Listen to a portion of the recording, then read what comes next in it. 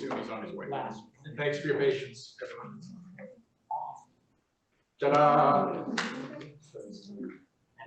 My mystical powers. All right, hey, Fred.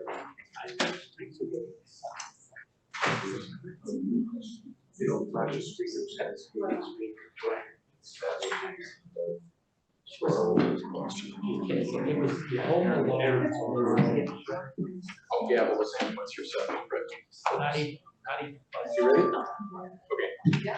And again, I'm going to call us to order, but again, for later writers, make sure your electronic device is reviewed. Thank you very much.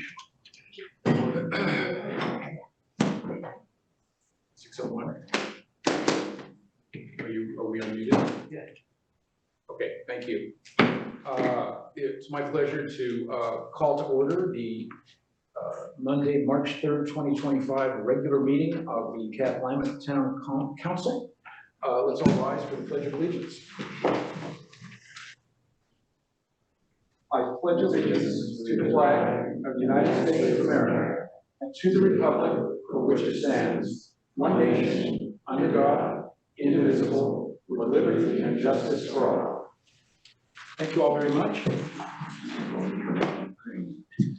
I'm asking the clerk treasurer to call the roll. If we have any need for chairs, do we have more chairs? Okay, so we'll grab more chairs if we need them, but it looks like everybody at least is seated somewhere. All right, go ahead, sir. Mayor David Olson. I'm here. Councilmembers Robert Stowe. Here. Kermit Chamberlain. Here. Joe Baker. Here. Judy Henderson. Here. Laura Waller. Here. Also present is clerk treasurer Sarah Clark, project manager Jacqueline Ribble, town attorney Fred Johnson, and members of the public in person meeting. Okay, thank you. I'm going to ask for agenda approval, but I want to indicate some modifications. So first of all, in front of you is a revised agenda that is different from the one that was initially posted online. And then I have a further revision just to make things exciting. First of all, let me ask, just so I get a sense of the house, how many folks are here to talk about the YouTube video archiving issue? Would you raise your hand if you're here to talk about that at all? Nobody's here to talk about it? I mean, we all want to know, but there's a lot of other stuff in your question. I just wanted to get some idea in order to, you are, okay. The YouTube video archive issue, because I want to move that up so you don't have to wait an hour for us to talk about it, because we've added it as an agenda item. That's the reason I'm saying this, because I'm going to ask under public comment that you hang on till we get to that as a substantive item. All right. Having said that, council members, that is currently on the revised agenda, listed as item 7F, and without objection, if you don't mind, on the agenda, approval of the agenda, I'd like to move that up to as item 7A or 7A1 or however you like. Is that okay? Is there any objection to moving the town YouTube video archive and posting issue up for the first item after we get to regular business? That's what I'm going to ask for in approving the agenda. And unless anyone objects, I will ask that. Is that okay? Yeah. All right. With that change, otherwise it's as listed, and that would be 7AA or something like that, just to make things. With that change and with this revised agenda, I'd ask for a motion to approve the agenda. I'll move. Joe Baker's moved. Laura, was that a second? Okay. Are there any nays, abstentions, or objections to approving the agenda as revised with the modifications of the agenda? I see none, so without objection, I'll deem that unanimously approved, and I thank you all.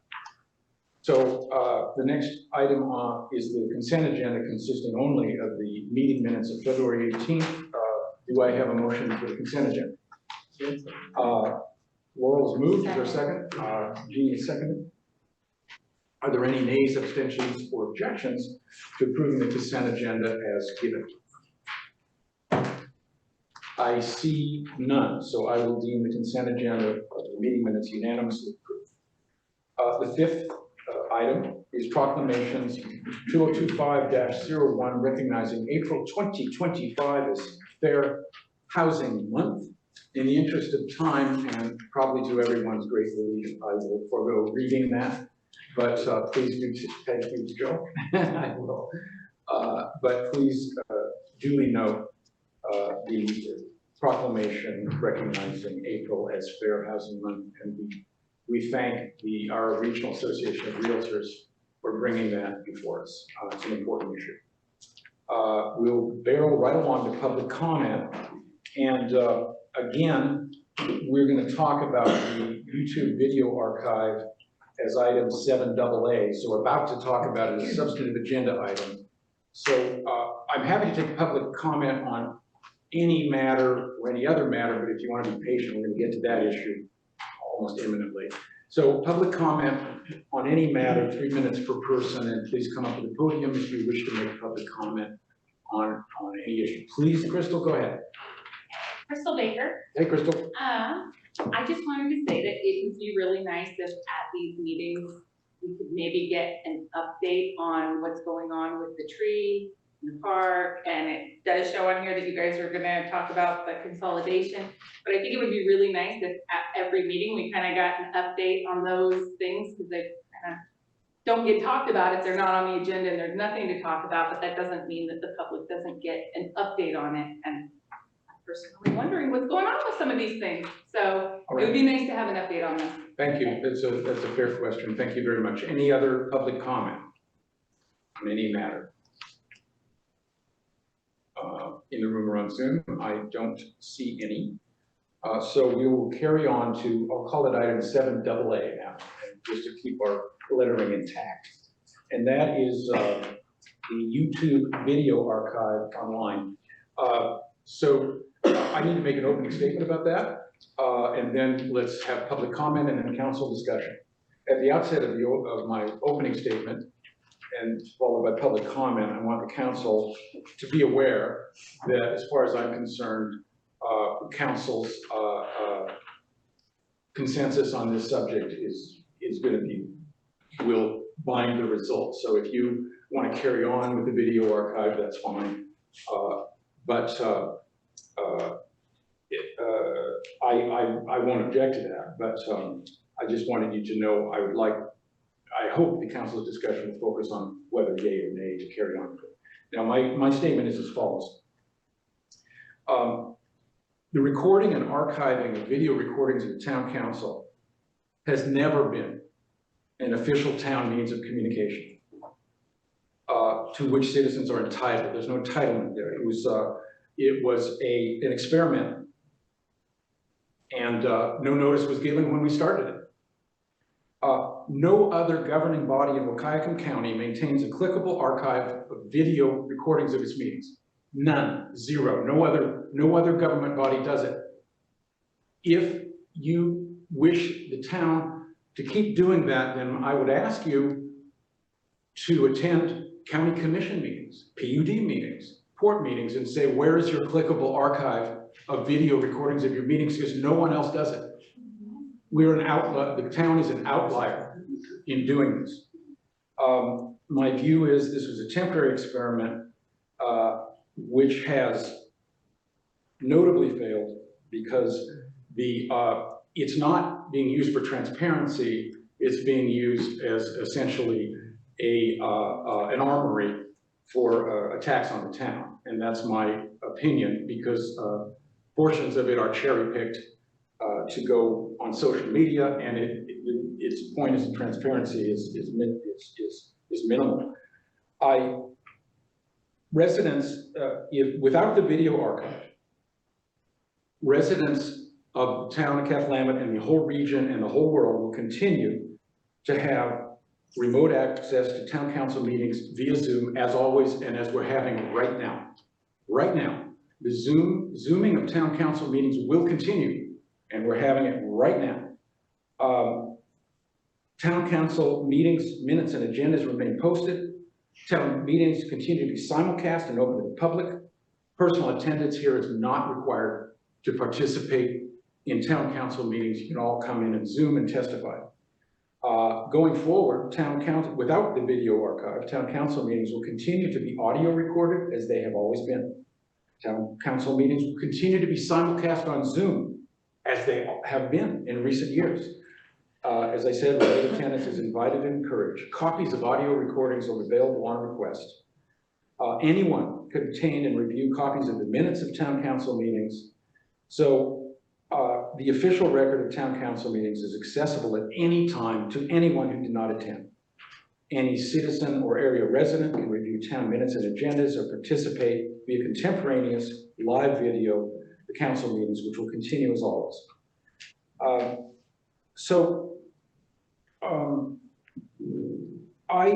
After talking it over with the clerk treasurer, you have to know, when we set up a video archive of town council meetings, we're the only government entity to do it. And I talked with the clerk treasurer and said, well, let's see if that helps improve the ability of the town members to access the council. What we did not anticipate is that it would essentially be cherry-picked for social media in this way.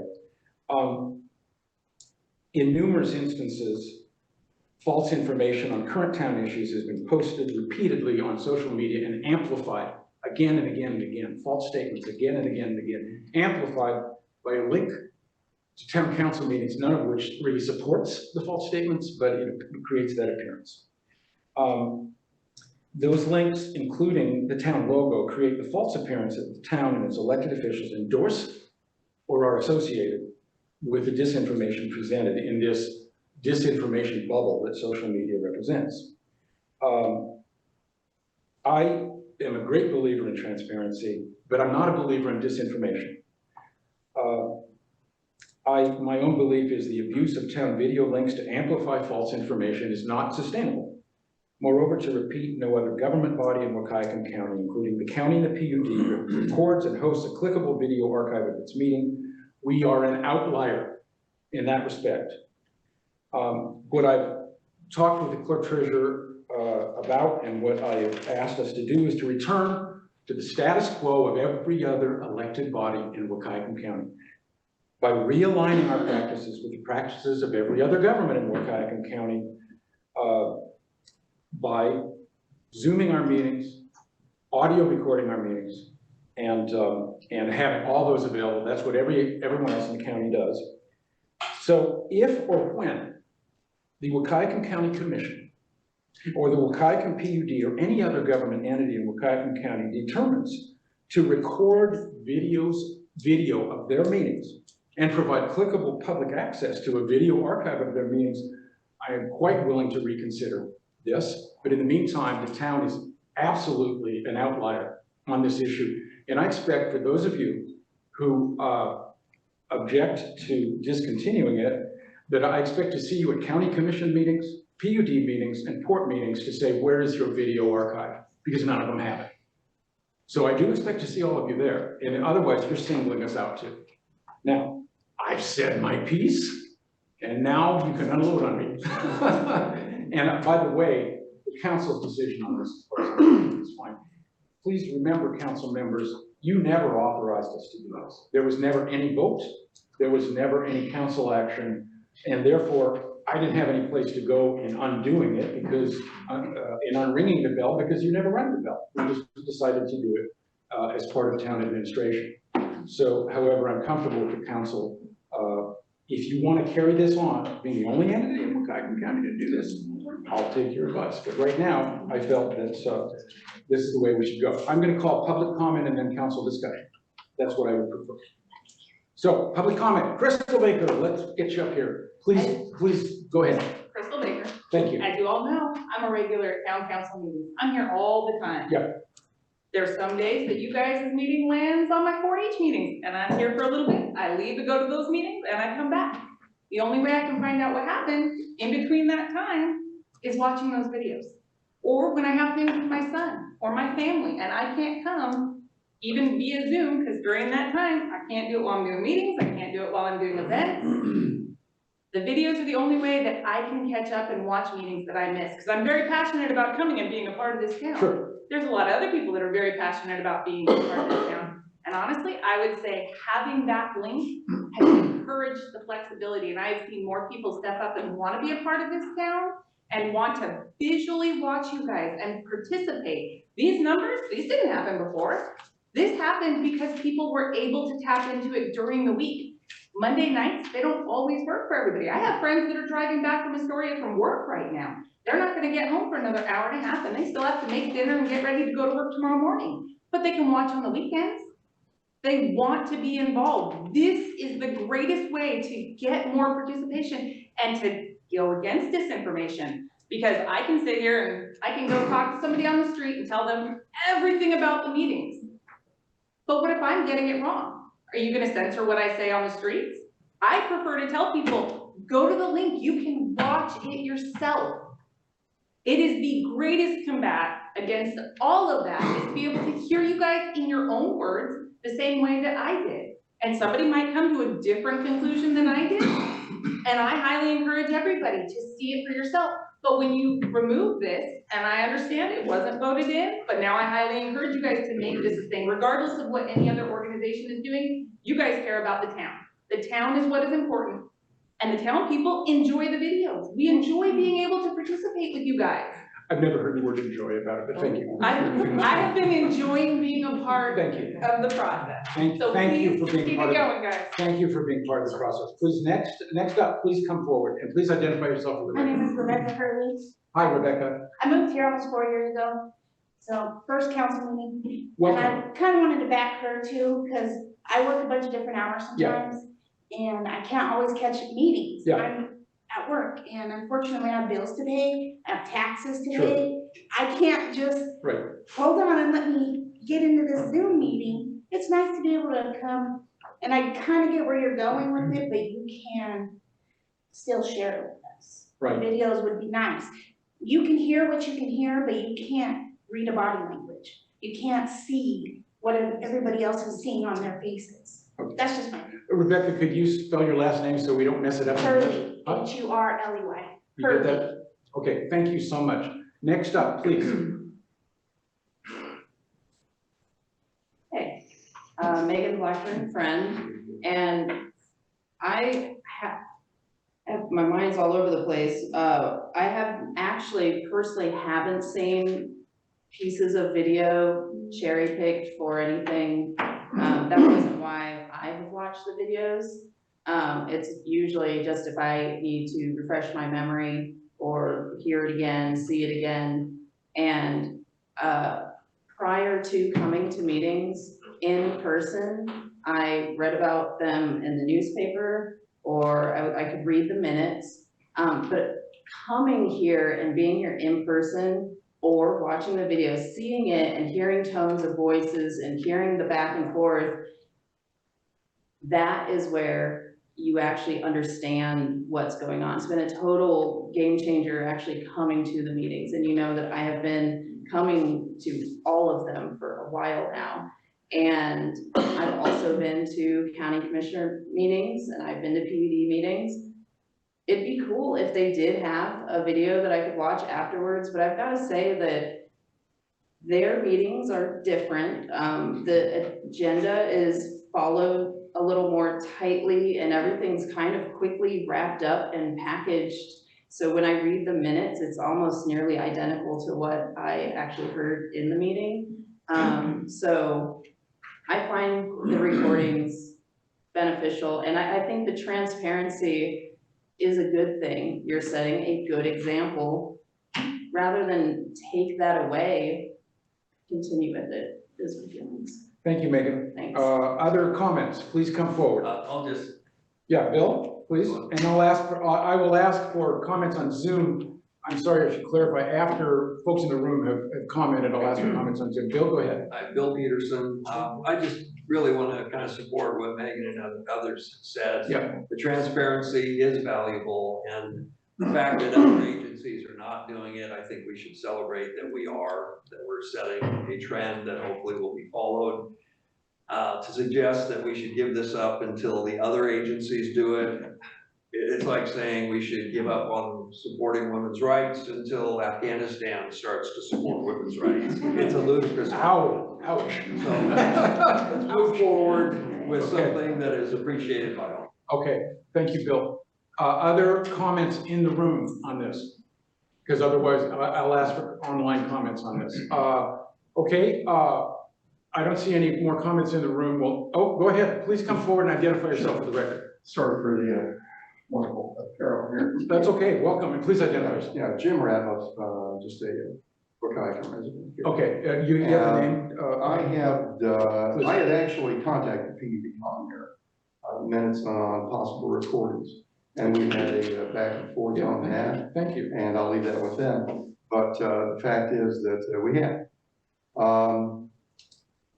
Just to back up the statements here, one of the problems is, just like the Second Amendment, the arguments about that, you're allowed to have a blunderbuss, you're allowed to have a musket.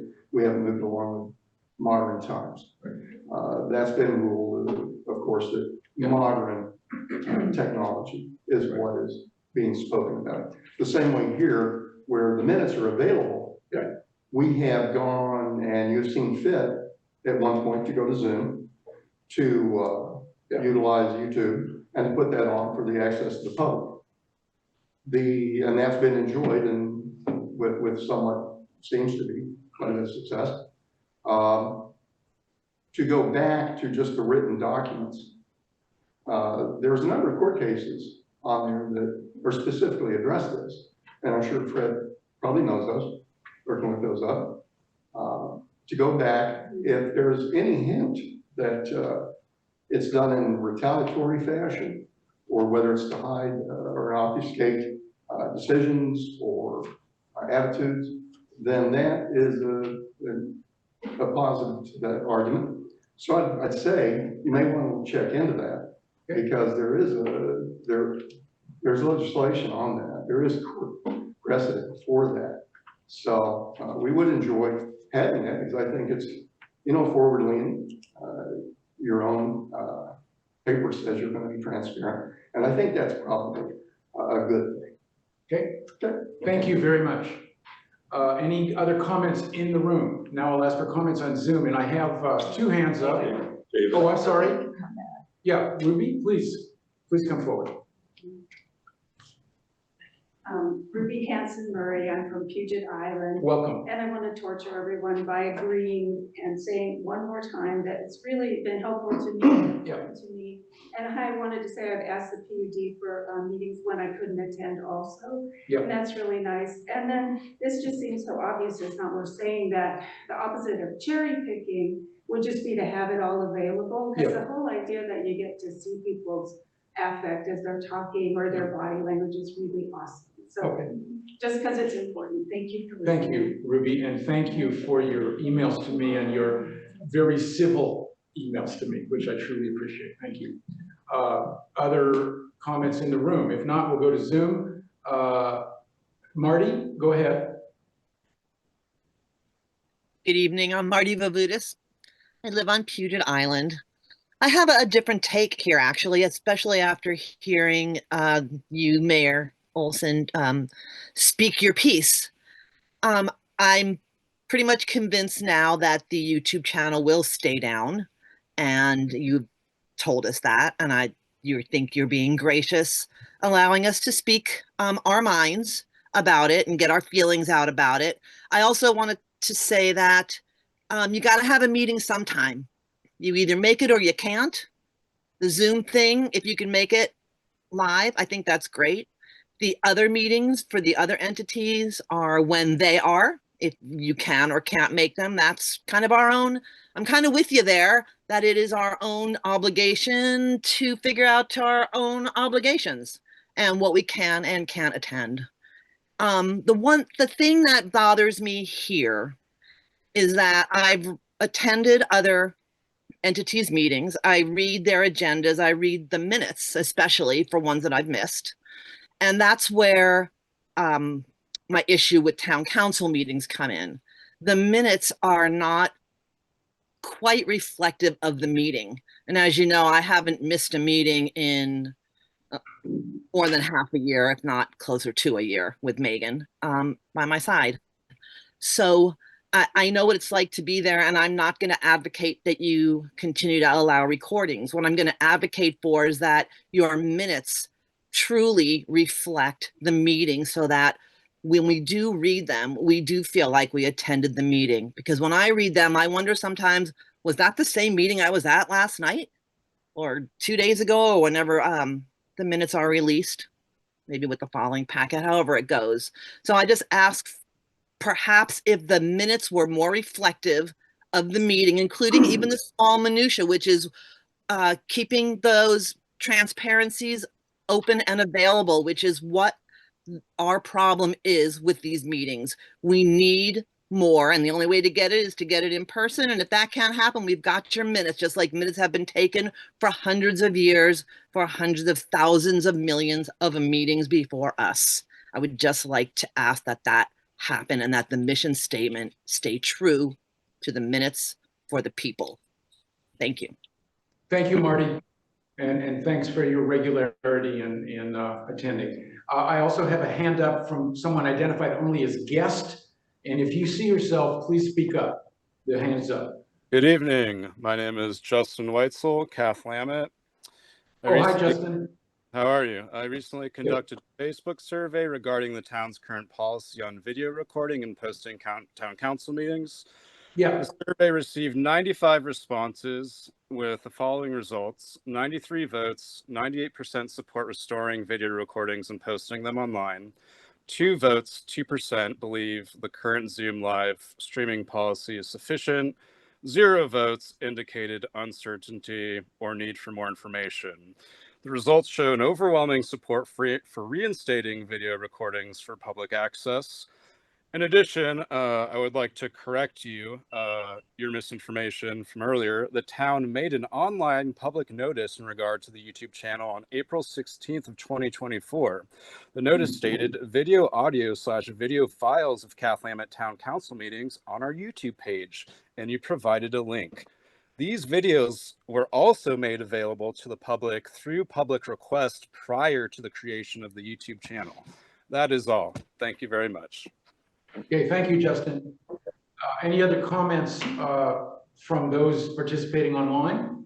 And you, I don't see any hands up, so you can speak up if you'd like, and I just take you in any order.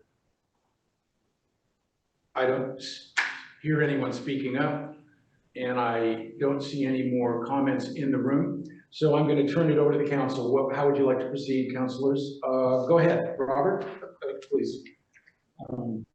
Couple of points. Yes. Ms. Clark, does it cost anything to post to Zoom, the video meetings on, whatever? YouTube. YouTube No. platform? So it doesn't cost us anything other than a little bit of your time? Secondly, I think when you, Mr. Mayor, when you talk about abuse of videos showing the town seal and saying that this is an abuse of how people are perceiving us because the town seal is on there, how is it any different than your ad in the newspaper when it says mayor? How is that any different? Because you are indicating that mayor speaks for the town, which you have said many times, only the mayor speaks for the town. And in fact, you don't. How is that different? And then finally, I think it's taking it down without talking to council at the very least. And quite frankly, I do not understand why you did it. Doesn't cost anything, as clerk treasurer said so. And I did speak with Mr. Johnson regarding the law called MRSC regarding the law.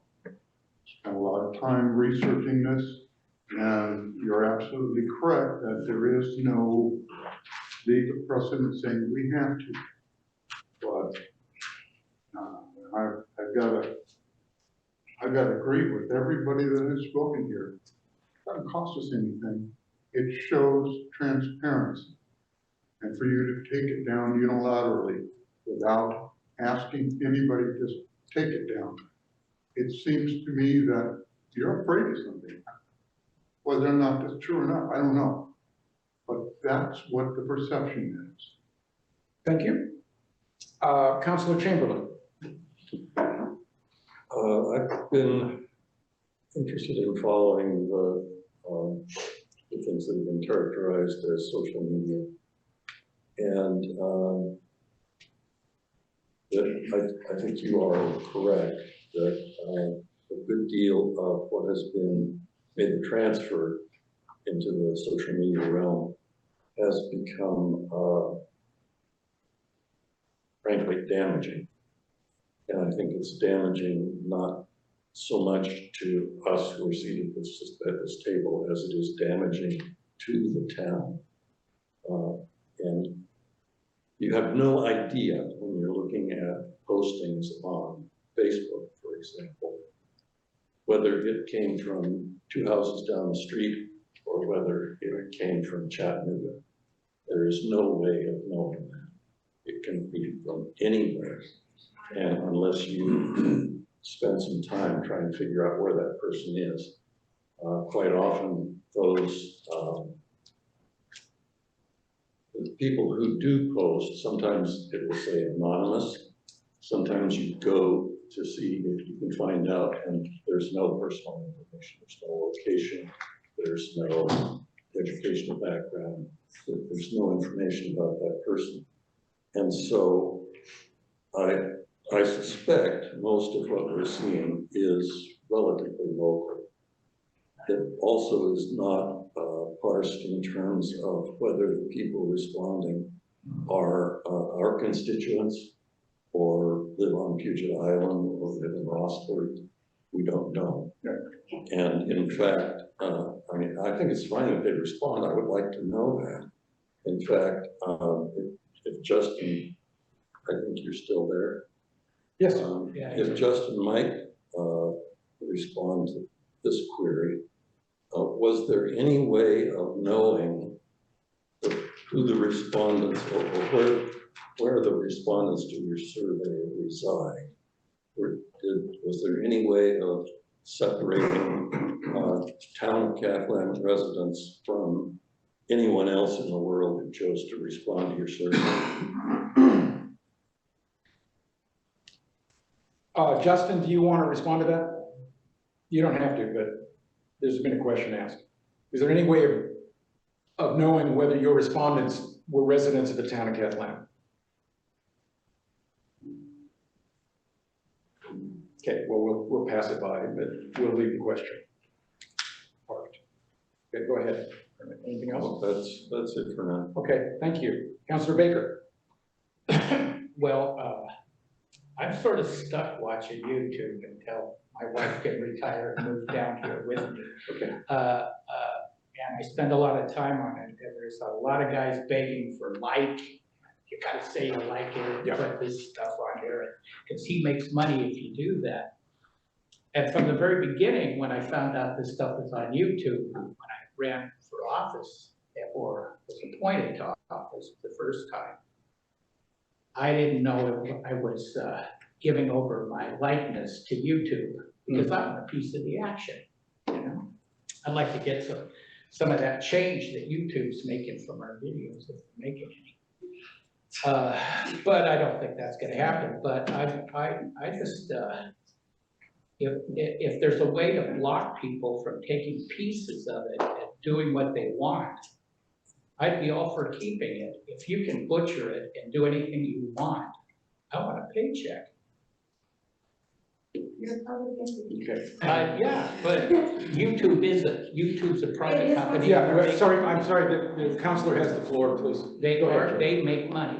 Yeah. They're a very rich company, and they're making money off of what goes on there. If somebody is making money off of my likeness on YouTube, and they're able to manipulate it to do anything they want, I'm completely against it. I work in the entertainment business my entire life. I don't want if people can do things with your image that isn't fair, that's just against everything I ever, it's just not fair. It's not what we signed up for to be on town. That's my opinion. Okay, thank you. Thank you, Joe. Councilor Henderson. I was gonna try and not say anything at this meeting tonight, but I just can't help it. Fight it. Yeah, it's your choice to comment. You did not ask the council, and this went on YouTube. I didn't even know it because I don't do YouTube, I don't do Facebook either. But if you do, you know the rules and you know how to handle it, so just deal with it. But it went on, we knew it was on. I don't have any problem with it. We are a public entity. The difference I see in the town council meetings and PUD meetings, the county meetings, is that those other meetings are ran really well and businesslike, and ours are more of a zoo, which I think is an attraction. It's an attraction, so yes, you're right, you could be rich on this one. And we're not, we don't even have riders, I mean, it's just a natural mess. You guys walk out, I got a paycheck. So, but I think that I don't have an issue with it because the tones, such as when the mayor started this meeting tonight, says everything that the words don't say. The issues of the council meeting and why it is a mess is because of our attitudes, our tones, our anger, our failure to stay businesslike. And I don't know how anyone can do minutes with that, Sarah. So I'm all for letting it go, and if you don't like what's going on, keep your mouth shut, do your business. The camera's pointed at us, by the way. Fine. Not That's Thank you. fine, Okay. that's my comment. Thank you. Laurel, Councilor Waller. Well, I wasn't happy when it went up. Yep. As you mentioned, it wasn't talked about ahead of time. Right. I was, we can pretend like YouTube is not social media if we want to, but it has grown up to be social media. I was not happy that it was being posted on social media. At the time, I wanted the file, we'll call it, itself, the video, to be stored on the town server. You go down the town server to get to the agenda, you go down it to get to the minutes, and I personally think right next to it, there should be a video thing of it. Now, if somebody takes it and pushes it someplace, that's how the world works right now. But I don't think that we should claim a place on social media to be our hub. So, Sarah, if we hosted these on our server and you put a link from the meeting itself and put the video there, what's it gonna do as far as storage and whatever? There isn't a way to put videos on our website that I have found. We can't technically. I think we can technically, but we just absolutely Can have a cannot view be an only. exception to the world. I mean, I've looked, I've messed with our website, there's no way to put videos on our website, so I would have to find an alternative way to do it. I tried to make a Dropbox site so I could have all videos there, that didn't work, I tried. There can be a link that goes to someplace where they're archived. But somehow this is doable. Like the cloud. Well, We'd have to take that as a homework item, I think. yes, but I think it should be on ours, and I think people who are interested in us know where the town of Cathlamet's website is, and know, are beginning to learn how to navigate it, and I think that that's where it should be. I do agree that I think the meeting minutes should be more robust. Part of the problem is there are multiple ways of doing meeting minutes that are approved by the auditor, and legally you can do minutes that don't really let you know a lot about what the meeting's about. It clearly is gonna take more time to put more in the meeting minutes to capture all the stuff that goes on, and you can't not capture all of it because we're people and so you get to watch us doing it. I think there's value in having it. I'm not cool about it beginning its life in YouTube. I'd rather have it be on town property. At a minimum, I think it needs to be archived, and in the same way it was given out when people requested it, then I think that we should do that. There'll only be requests probably when there's issues or something, but I think it should be accessible. I don't think it was for anybody. If anybody suffered from those beginning months, it was the council. So not that that felt really good, but I think there is value for it. There are other councils that do it. They just might not be in Waukegan.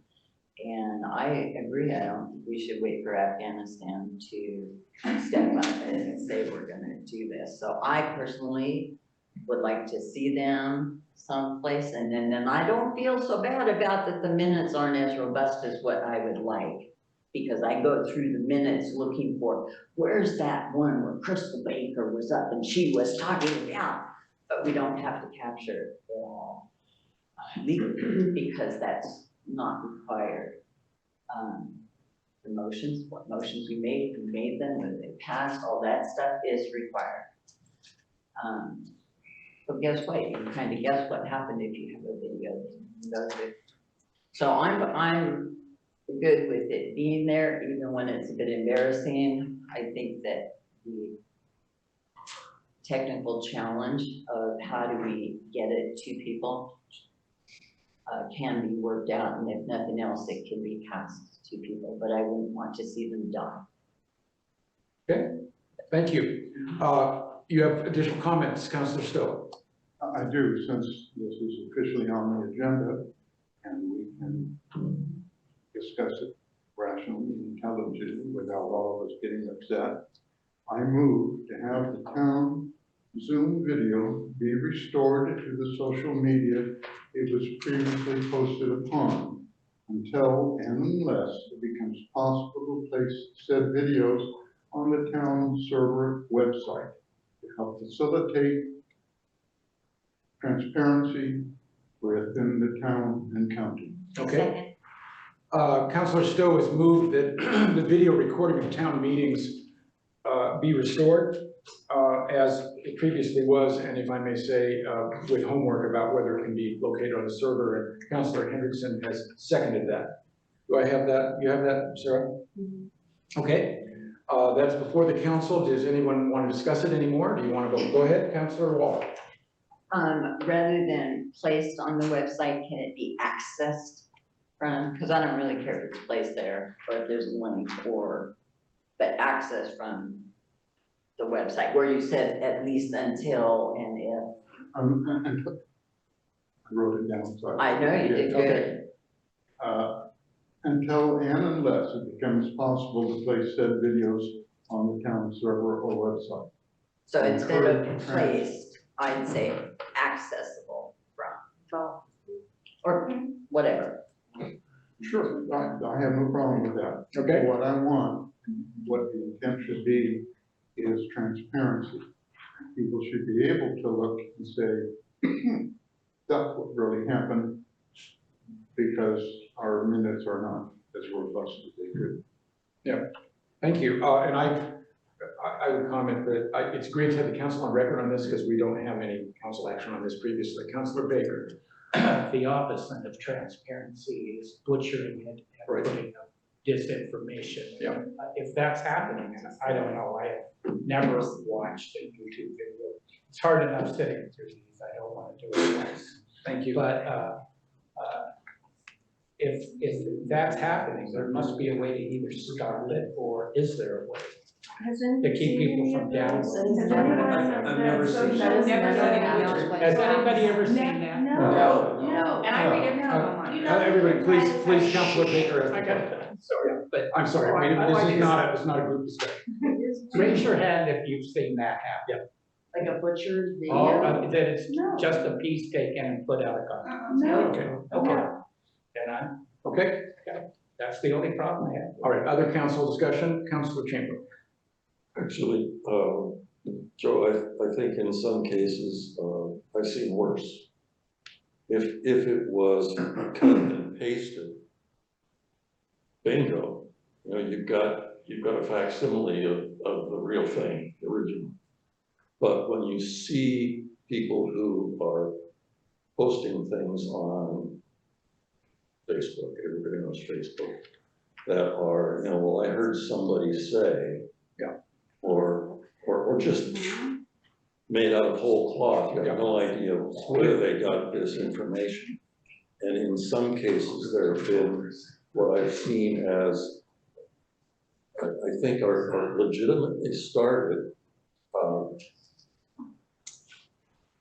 threads or whatever they call them. On Facebook, for example, where somebody posts something about what's going on in the town, you immediately lose control of what follows. Absolutely. And there have been times when some of that stuff has gotten untruthful, nasty, vitriolic, and the person who starts it chooses not to do anything to control it. Indeed. Not to go in and say, you know, golly, we were just trying to have a civil discussion here, and now all of a sudden we're talking about Afghanistan. So it's the control, trying to figure out how to maintain control of a discussion. I don't even know if that's a reasonable thing to do. Yeah, I mean, no. we've got a First Amendment. One of the things, one of the realities of our meetings are that we as council members are constrained by rules of decorum.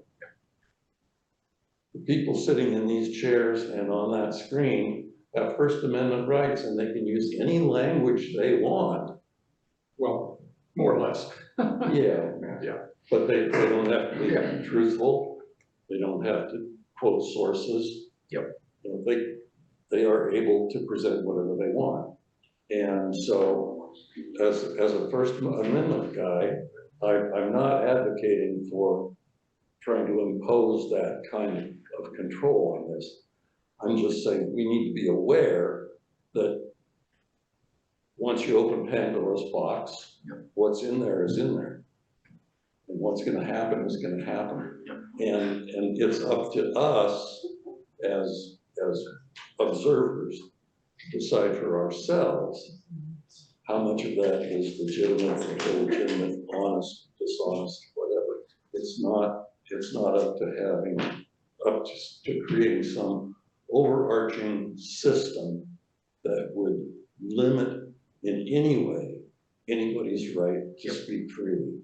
Thank you. So if we're gonna enter this new world, we need to enter it full on, both feet, and recognize that stuff's gonna happen. And if it's personal, golly, I guess that's the way it's gonna be. Yep. Thank you. Further comment? Councilor Just Baker? don't punch on those little balloons that are next on Facebook. Just stay away from those. Once you get in there, you're never coming out. Thank you. Yeah, well, thank you. There's no way to keep somebody else. Yeah, they'll tell you what it is. My wife does. Are there any further council comments before Sarah calls the roll? Go ahead. I just want to point out that YouTube and Facebook are two totally different things. And you've got all kinds of stuff happening on Facebook. And maybe somebody will say, well, the meetings are posted over there if you want to go look at it. And sometimes Megan might put a link in over to it or something, but Facebook can be out of control. All we're talking about is a source of our meeting. Right. Any other comments on council? Thank you. Otherwise, I'm going to have Sarah call the roll. Go ahead, Sarah. Robert Stowe. Aye. Kermit Chamberlain. Aye. Joe Baker. Aye. Jeannie Henderson. Aye. Laura Waller. Aye. Okay, thank you. Thank you, council members, finally speaking officially on this, I think it's extremely important for everybody that there be an official statement. You made it, and I want to express my appreciation for it. It's been a great discussion. Okay, next item, that was item 7AA. So we're going to carry on with our regular business. Yeah, if anybody's here just for that, feel, yeah, you may leave. We'll have to allow you to. Yeah, and it's a great honor to provide the entertainment value the town provides to them. Obviously, our ratings must be very high. They might be.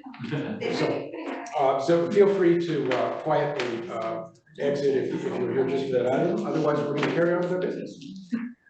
Next item is our regular item, what was originally 7A, the CPA consulting agreement with TBJ Incorporated. Sarah, do you want to cover that? So during budget season, we talked about getting a CPA to review our annual reports. So I have someone with experience to look at those before they're submitted to the state auditor to help us avoid some errors.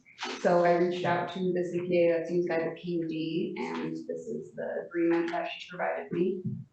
She estimated the cost would be $50 to $100, but she says that it's an hourly rate of $263, and she'll only charge for time spent. And I know that she said she followed up on that, and it was between 5 and 10 hours typically, so it should be less.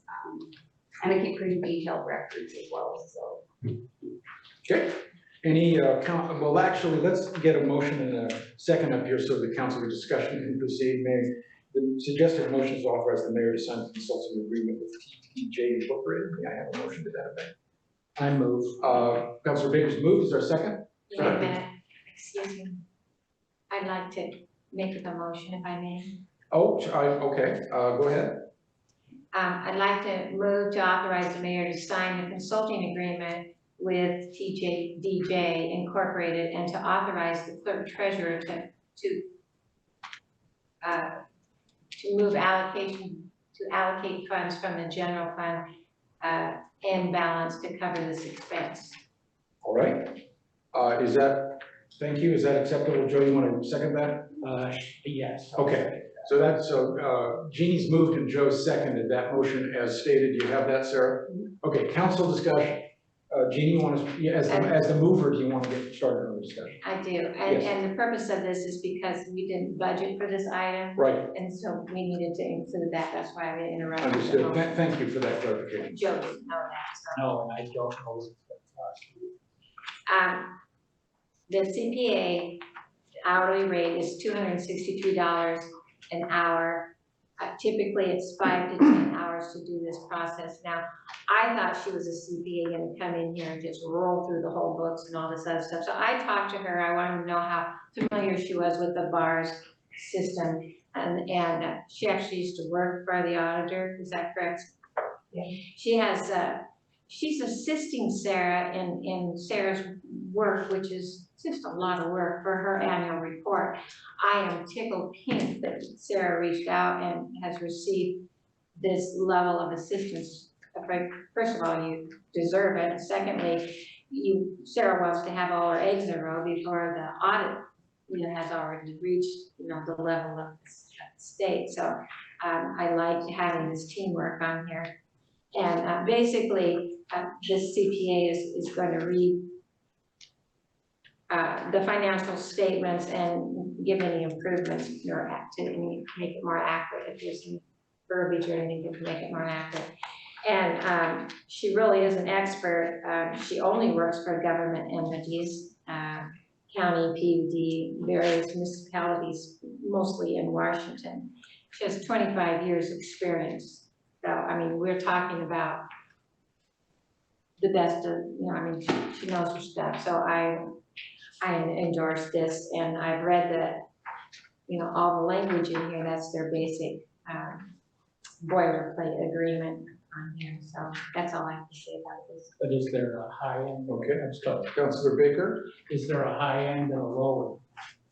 Do we have any idea of what this is going to cost? $263 an hour, and typically it's 5 to 10 hours. She doesn't know until she sees it. So maybe 1,300 to 5,400. And I took the 10 hours at $26.30. why is it at Go ahead, 52? Councilor Waller. Who is saying 52? Is That's- she or is you? Yes, that's the amount she gave me. She said her estimate was 5,200, but she won't know for sure until she actually looks at. And yet at 263 and it takes 5 to 10 hours, those don't go together. My She conversation with her. followed up with her after I talked to her, so the number I was provided was 5,200. Well, one of the things I'd like to do is get close, I want to, this is a rabbit trail. I want to get better at budgeting. I want to see what we think we have budgeted for something and go, oh, we're getting close to it, or uh-oh, we're in trouble. And this is too much of a swing for me. It's like 100 times more. Then, I mean, it could be down at 25 or it could be over 5,000. I'd like to see it come in a little bit. That budget item, what we're gonna take out of the general fund, et cetera. I want it to be something that mirrors what's gonna be. Do you have a feel for And where when I that is? spoke to her about that specifically, is when she said, without seeing it, the typical is 5 to 10 hours. So I went the 10 hours at the hourly rate and came up with 26.30. So let's say that amount. It doesn't mean when we're there and we're finding out that we're wrong, that we don't say, uh-oh. Or when we're getting closer, you say, I'm worried about it because whatever. But I'd like to try to get as close as we can to what we think it's gonna be. 3,000, if that makes you feel better.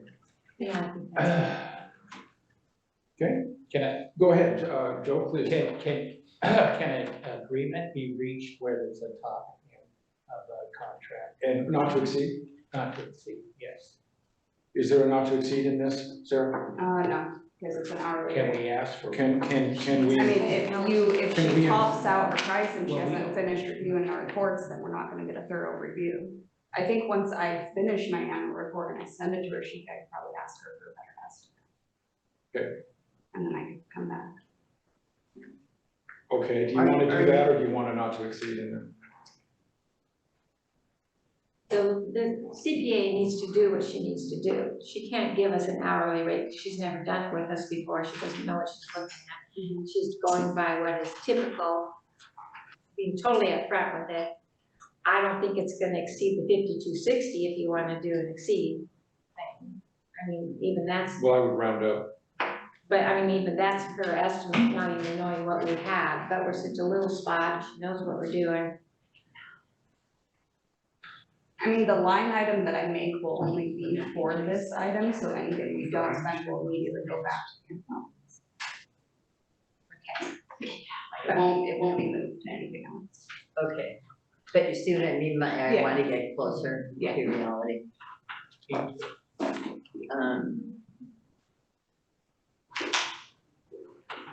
All right, Councilor Chamberlain. Couple of questions, for Sarah, if I may. I guess the probably one to logically ask first is when this person who is being proposed to enter into a contract with, when this was being discussed, was she presented with a past document as an example? I Or don't, is she imagine? I don't think I sent her a past document, but I imagine she's probably a thorough person and she probably went on the auditor's website and looked. Yeah, it is available. I just didn't Yeah. know whether she might have done that. When do we need this by? I haven't even started my annual report yet, so. Okay, so we can Hold on. You have time. pass some information. If you guys just wanna approve to sign this and then I can come back with a budget number, or we can just hold it all over. Okay, Laurel. Sign what? Sign the contract? Yeah, sign the contract and then come back with a budget number, because I can't pay for this anyways without you guys allocating money. I don't know, I don't feel so, nah, I'm out of my comfort zone with signing it before, I would rather try to true up her estimate, if you can send her something that is reasonable, I agree with that. something that she can expect to have to deal with. Thank you, I agree with that. Okay, Councilor Hendrickson, go ahead. Okay, she's not auditing us. She's simply reading the client prepared financial statements that are going to be presented to her to see if there's any inaccuracies or any that are reinstated. So I don't think it's gonna, she's not really doing an audit. She's simply reading what Sarah's doing before Sarah submits it to the state. So I mean, it would be amazed, I'd be amazed if she was gonna spend. I don't see it taking 20 hours. I don't either, or 10, I mean, unless she's a slow reader. So if you can give her what you sent in and say this is what it would look like, is that what you would be giving her when you work with her, or is it a No, couple it'll be steps? more. It'll be a lot more paperwork for her to look at. Yeah, all those backup supporting documents. Can't tell you exactly how many pages that is. Okay, other questions, Councilor Stokes? When is your report due to the state? In May. Okay, so we have a little bit of time, but we need to, if we go through with this, and I think it's a good idea, then we have to get the contract signed. And if she has any other questions, we can certainly try and answer them. I don't think the amount is absurd. I think it's not my field, however, it is Jean. She's been through this kind of thing before. And I think we ought to go ahead. There's a minimal amount. I'd like to. Councilor Stokes called the question. Are there any objection to that? If not, Yeah, okay, I have two go ahead, questions. Councilor Chamberlain. And I was- Sir, point of order. When the question. State your point of order. When the question is called, there's no discussion. You put it to the council and we can vote yea or nay on calling the question. That's your opinion. No, sir, that's the law. I agree with that statement. Okay, all right. But you can't, you can either uphold the decision or. Does that shut down the discussion? That's, the motion is basically. The calling the question shuts down the discussion and we have to vote. Is that correct? No, we're But voting. the affirmative objective should rise. We're voting on whether or not to call the question, Correct. not whether or not we are approving or disapproving the motion. Yes, if the council doesn't adopt that motion, then the debate continues.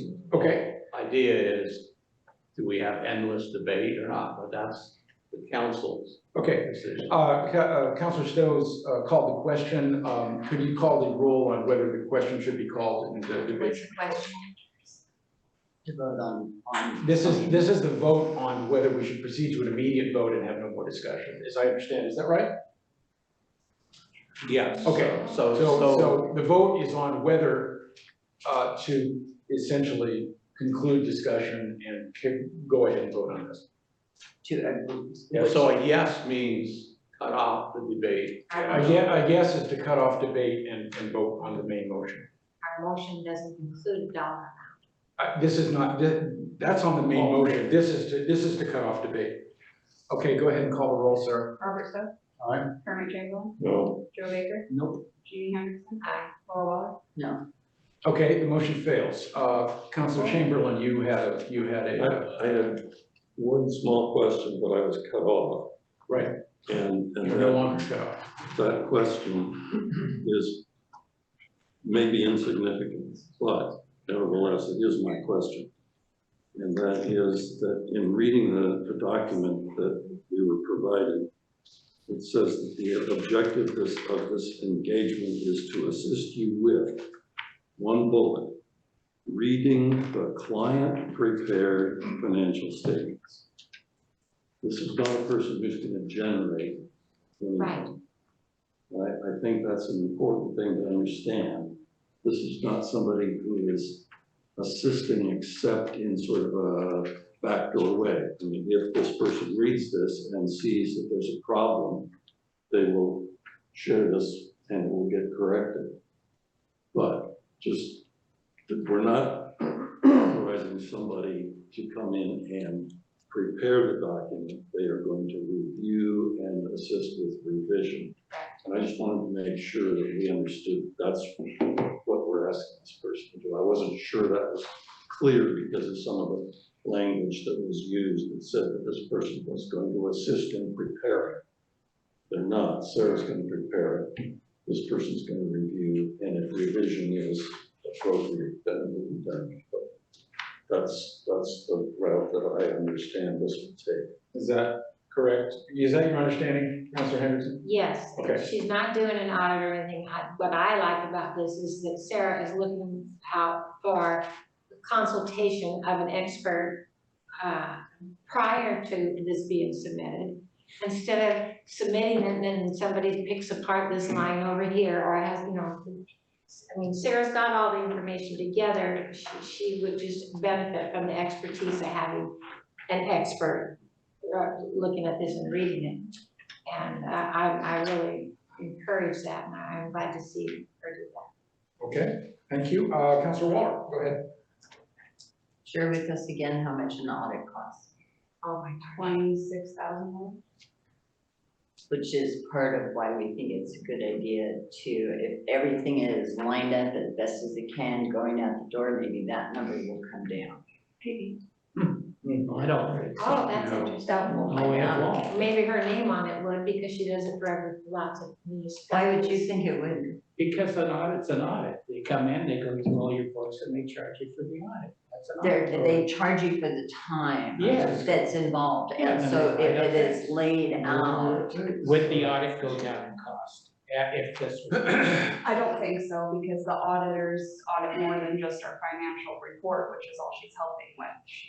They audit various different things depending on what they pick that year. So I think they will just pick more and more things. I mean, I learned that this year when I was very forthcoming with all of our records and I gave them everything and they said, okay, well, we're gonna conclude in 10 days. Well, I did it too fast. So then they just kept auditing more stuff. And so I just kept giving them more records. How it works. So, this review, I mean, No, go ahead, Councilor Henderson, you're the mover. will narrow the avenue that you're sending to the auditors, which would save time possibly. Yeah, I mean, it'll help us prevent from getting like fundings from like our annual reports and being inaccurate. Because like last year we had the debt refinancing and that was new to us. So that was an issue because that wasn't prepared correctly. Thank you for looking into this. I think this is Okay. exactly what I was asking for earlier. Okay, thank you. Councilor Baker, another comment. I'm not against it. I just, we can't nickel and dime this budget. $1,000, $5,000 at a time. A CPA should understand that there's gotta be a high end and a low end on any kind of thing you propose. I just wanna know what it's gonna cost before I say yes, period. If I'm not gonna know if it can be 10 hours and she's not contracting anybody else but us this month, it's gonna be 10 hours. So, I mean, that's how it works. I'm sorry, that's just, Okay. well, okay, not in your world, but in mine. Okay, thank you. Councilor Waller, go ahead. So not to irritate anybody, Robert, but I'd like to table this and get something provided to her so she has an example and can maybe come back with that. Okay, we get another parliamentary. I tried. It's okay. Fred, is a motion to table then superseding? I think it is, isn't it? Yes, I would. Okay. I think that's. Table till the next meeting? But it's non-debatable. It's non-debatable. So, Councilor Waller's moved to table this until the next meeting. Is that correct? Non-debatable? Is there a second? Councilor Baker seconded. Sarah, call the roll. Robert Stowe? No. Okay, thank you. This is not difficult. We should be able to dispense with it. Councilor Chen, go ahead, sir. Kermit Chamberlain? Aye. Joe Baker? Aye. Jeannie Henderson? No. Laura Waller? Aye. What's that? That's 3-2. 3-2 in favor of tabling? Yeah. Okay, the item's tabled till the next meeting. Thank you. The next item on regular business is waterfront park update and cost issues. And let me get the cover sheet in front of me. And this has been prepared by the clerk treasurer, follow up on the previous meeting's discussion regarding project elements and associated cost increases. The desire is to determine a solution to address the issues. If I can open this, Sarah, by saying Waterfront Park is substantially funded and paid for, except for a few elements that we need to wrestle with these final cost items. Is that a correct statement? Well, we have 583,000 to fund it, but the town has to put in 520,000. Well, I know, but I'm talking about, we've already budgeted. We're budgeted for the park except for a few elements. Is that right? Yeah, well, yes, we're short in our budget. Well, right, but so the issue is how can we, you need from the council some direction on the specific elements that we're short on, right? And the rest is budgeted. That's what I want to. Yeah. Okay, the park is budgeted except for a couple elements. Is that correct statement? Yes. Okay, the park is budgeted and funded except for a couple of elements, and that's what you need some direction from the council on. Is that a correct statement? Okay, so I want everyone to understand that the park is substantially budgeted and paid for except for a couple of elements, partly because costs are rising, inflation, and all of those things we know about. So we need to get some council direction on those elements. And there's no motion frame, but let's, Sarah, do you want to add anything before I call on Laurel? Okay, go ahead, Laurel. Well, I don't understand.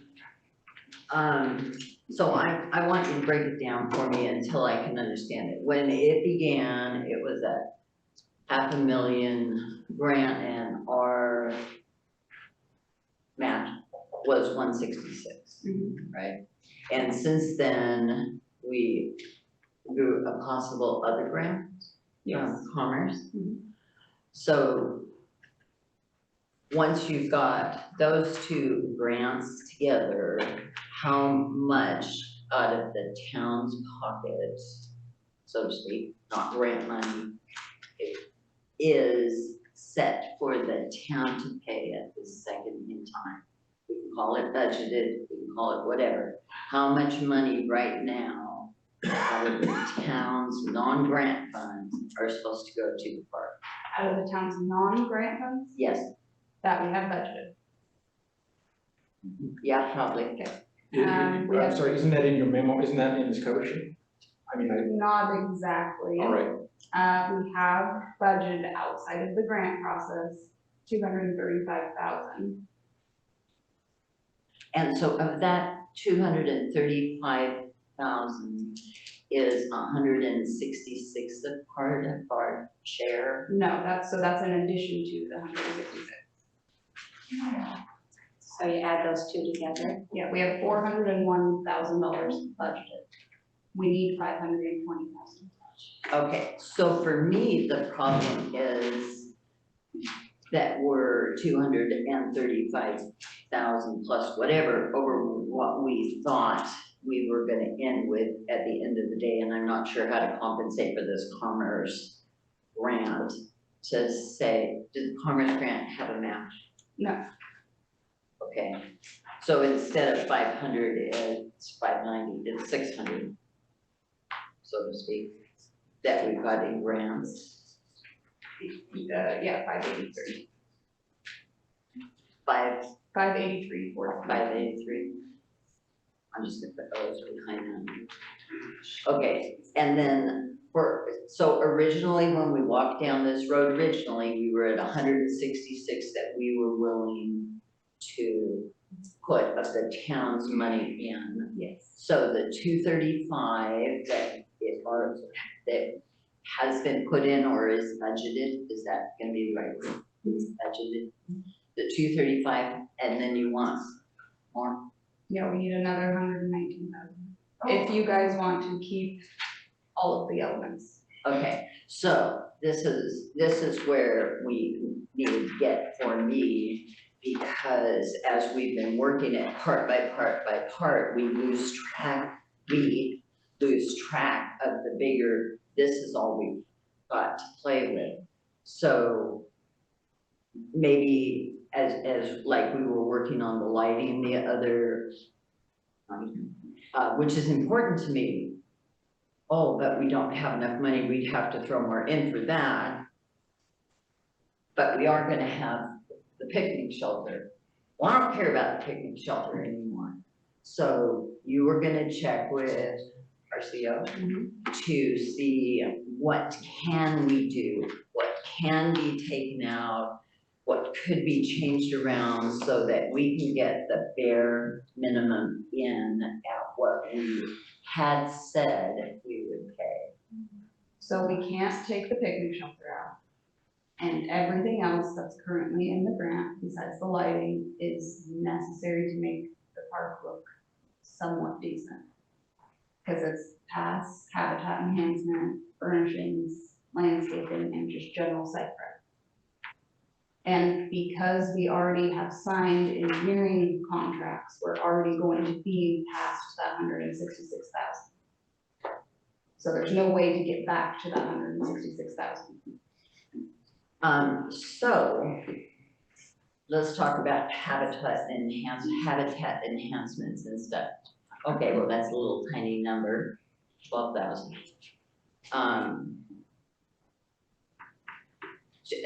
I agree to make it look nice and all of that, but I think that there is still, like furnishings, tell me what a furnishing is.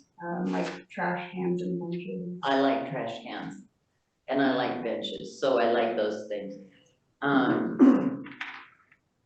And we can't take out the picnic shelter because it's the highest rated item. And if we take it out, we no longer have any recreational items. We just have It's an essential component of RCO. In other words, it's why they're there, why they grant us money. So here's the problem. I'm not sure how everything grew. I know it was growing now. Lumber is costing more now. Work people are costing more, but this 400 over, is that what we're saying? 400 more than what we thought it was gonna cost, right? To bring phase 1 to a close. And you feel there's nothing, or she said there's nothing that can be taken out? Yeah, because so general site prep, I mean, that's necessary to just simply prepare the site. And then you have, if you just do that and don't do landscaping, then you just have an empty site with no bushes or plants or whatever. Furnishings, we were talking about that. The sign, we'll need a sign for the entrance, and then habitat enhancement would be to replant native species after we remove all the invasive stuff that's down there. And then the rest of the money is for paths and shelter. Well, so I have a similar problem at my house. And so I'm not able to do the landscaping that I wanted to do, but at least I can begin the beginning phases of it. And I'm not exactly sure a general site prep is just flatten the thing and whatever. But is there a way of looking inside of each of these buckets to see if there's something that can come out? I don't think so. We talked to our grant manager and we talked to Grant Osborne, and they both said the same thing. I mean, the grant manager obviously would be open if you guys wanted to try and pull something else out, but it would have to go through a review process. But we asked Grant Osborne multiple times, and he said the easiest way to reduce the cost was to reduce lighting. Well, the restroom infrastructure. Yeah, and we can just take out the restroom infrastructure. Because that's Well, they said we can't. 121,000. They said we can't do anything for this. So they said we can't do it if we tried to add it to part of the grant project. It's a very complex issue. Yes. So, So a part of the complexity was, we talked about the bathrooms and we said, let's not put them in phase one, let's have it be 1B or something. Have it come right behind it, but let's be prepared for it when they come. That 250, what are the restrooms supposed to run now? for the restroom itself or the infrastructure? Restroom itself. I think it was 250. Yeah. I think that sounds about right. So that money for the restroom is not in these numbers? No. It's not in the 400? No. But the preparation for the restroom is in these numbers? Could be that It's in the 520,000 number, yes. in the 520 under total town cost? Yeah.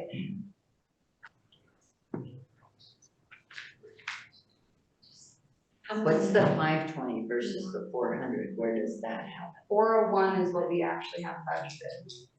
520 is what we needed. You expect to do all of these things. Good. I like that. Well said. I think we need to figure out if there's anything we can do. Yeah, I think the easiest thing now, after talking with everyone, would be to remove the restroom infrastructure. I agree. It's a shame. It is a shame. It's a terrible shame. So how much is the restroom infrastructure? 121? Yeah. Yep. And where does that put us if you do that? Where do we fall then? The restroom engineering, can that wait? No. No, they've already done it. That would put us below our budget. It'd be 398. So we would make budget on that. If you did that, we'd make budget. What if we take that out, the restroom infrastructure? Yeah. In future phases. Yeah, it's just a rotten shame. Well, we can put it down in parking lot, basically. Well, Close to it. I agree with Laurel about rotten shame. Yeah, it is, but it is what it is. Yeah. Okay. I think she needs a direction, but we need to agree on what the direction would be. If we take out the restroom infrastructure, which my understanding is bringing everything underground from wherever it's gonna come to wherever the restrooms were gonna be, which God willing will be in the center of the park somewhere. Kids' playground was gonna be. Right? But the playground's gonna come, it's just in a different phase. Yeah. We're trying to get it flat, grass, and the basic component. Agreed. And future phase, RCO has been great with other cities on future phases. In other words, enhancements in years to come. I'd be very happy to work on that as mayor or as private citizen. I'd be very happy to work on future grants. And RCO did say restrooms are a high ranking item, so. A highway. A high ranking item, so we could do. In a future grant phase request. To get in for funding. Yeah. I'd say the RCO is a grant cycle every 2 years. And even as a private citizen, I'd be really willing to work with next year's council on that. Can we vote on that 121 right now? No, No. we're not done talking. Go ahead, Laurel, are you okay for now? Should I? Well, yeah, let people. Let the conversation flourish. Councilor Baker. Okay, I really think those restrooms are important, but I Agreed. also know the lighting is more important. So the restrooms, even put the infrastructure in, it depends on where we put it, and how much it's gonna cost to put it in. And if we can get a grant for that later on, more power to us, I'd say, let's get rid of the infrastructure for the restroom, if that puts us on budget for this. Okay, thank you. Other council comments? Councilor Chamberlain. Only to say that if we apply for an RCO grant. Yep. Phase 2, which is restrooms. Yep. Can also include the infrastructure. Indeed. The problem is that it would be a whole lot cleaner and neater to do it now before we have grass planted and sidewalks in place and whatever, But in creating a grant application for that, we would include the necessary steps to put in that infrastructure, so that would come. Just in a later funding package. Yeah, just getting phase one done is a huge accomplishment. It's 10 years of workshops to just get phase one going, and then future phases will roll out. This will be for everyone forever. So, all right, Councilor Waller, go ahead. No, Council Stowe has. Oh, I'm sorry. Robert, did I bypass you? You have some comments? I think that, bathrooms and rights are important to everybody sitting here, but we can't afford them right now. In the future, possibly, if we could lower the lighting instead of getting the big tall sulfur or whatever the heck they are, the big light bulbs. If we can bring them back down to a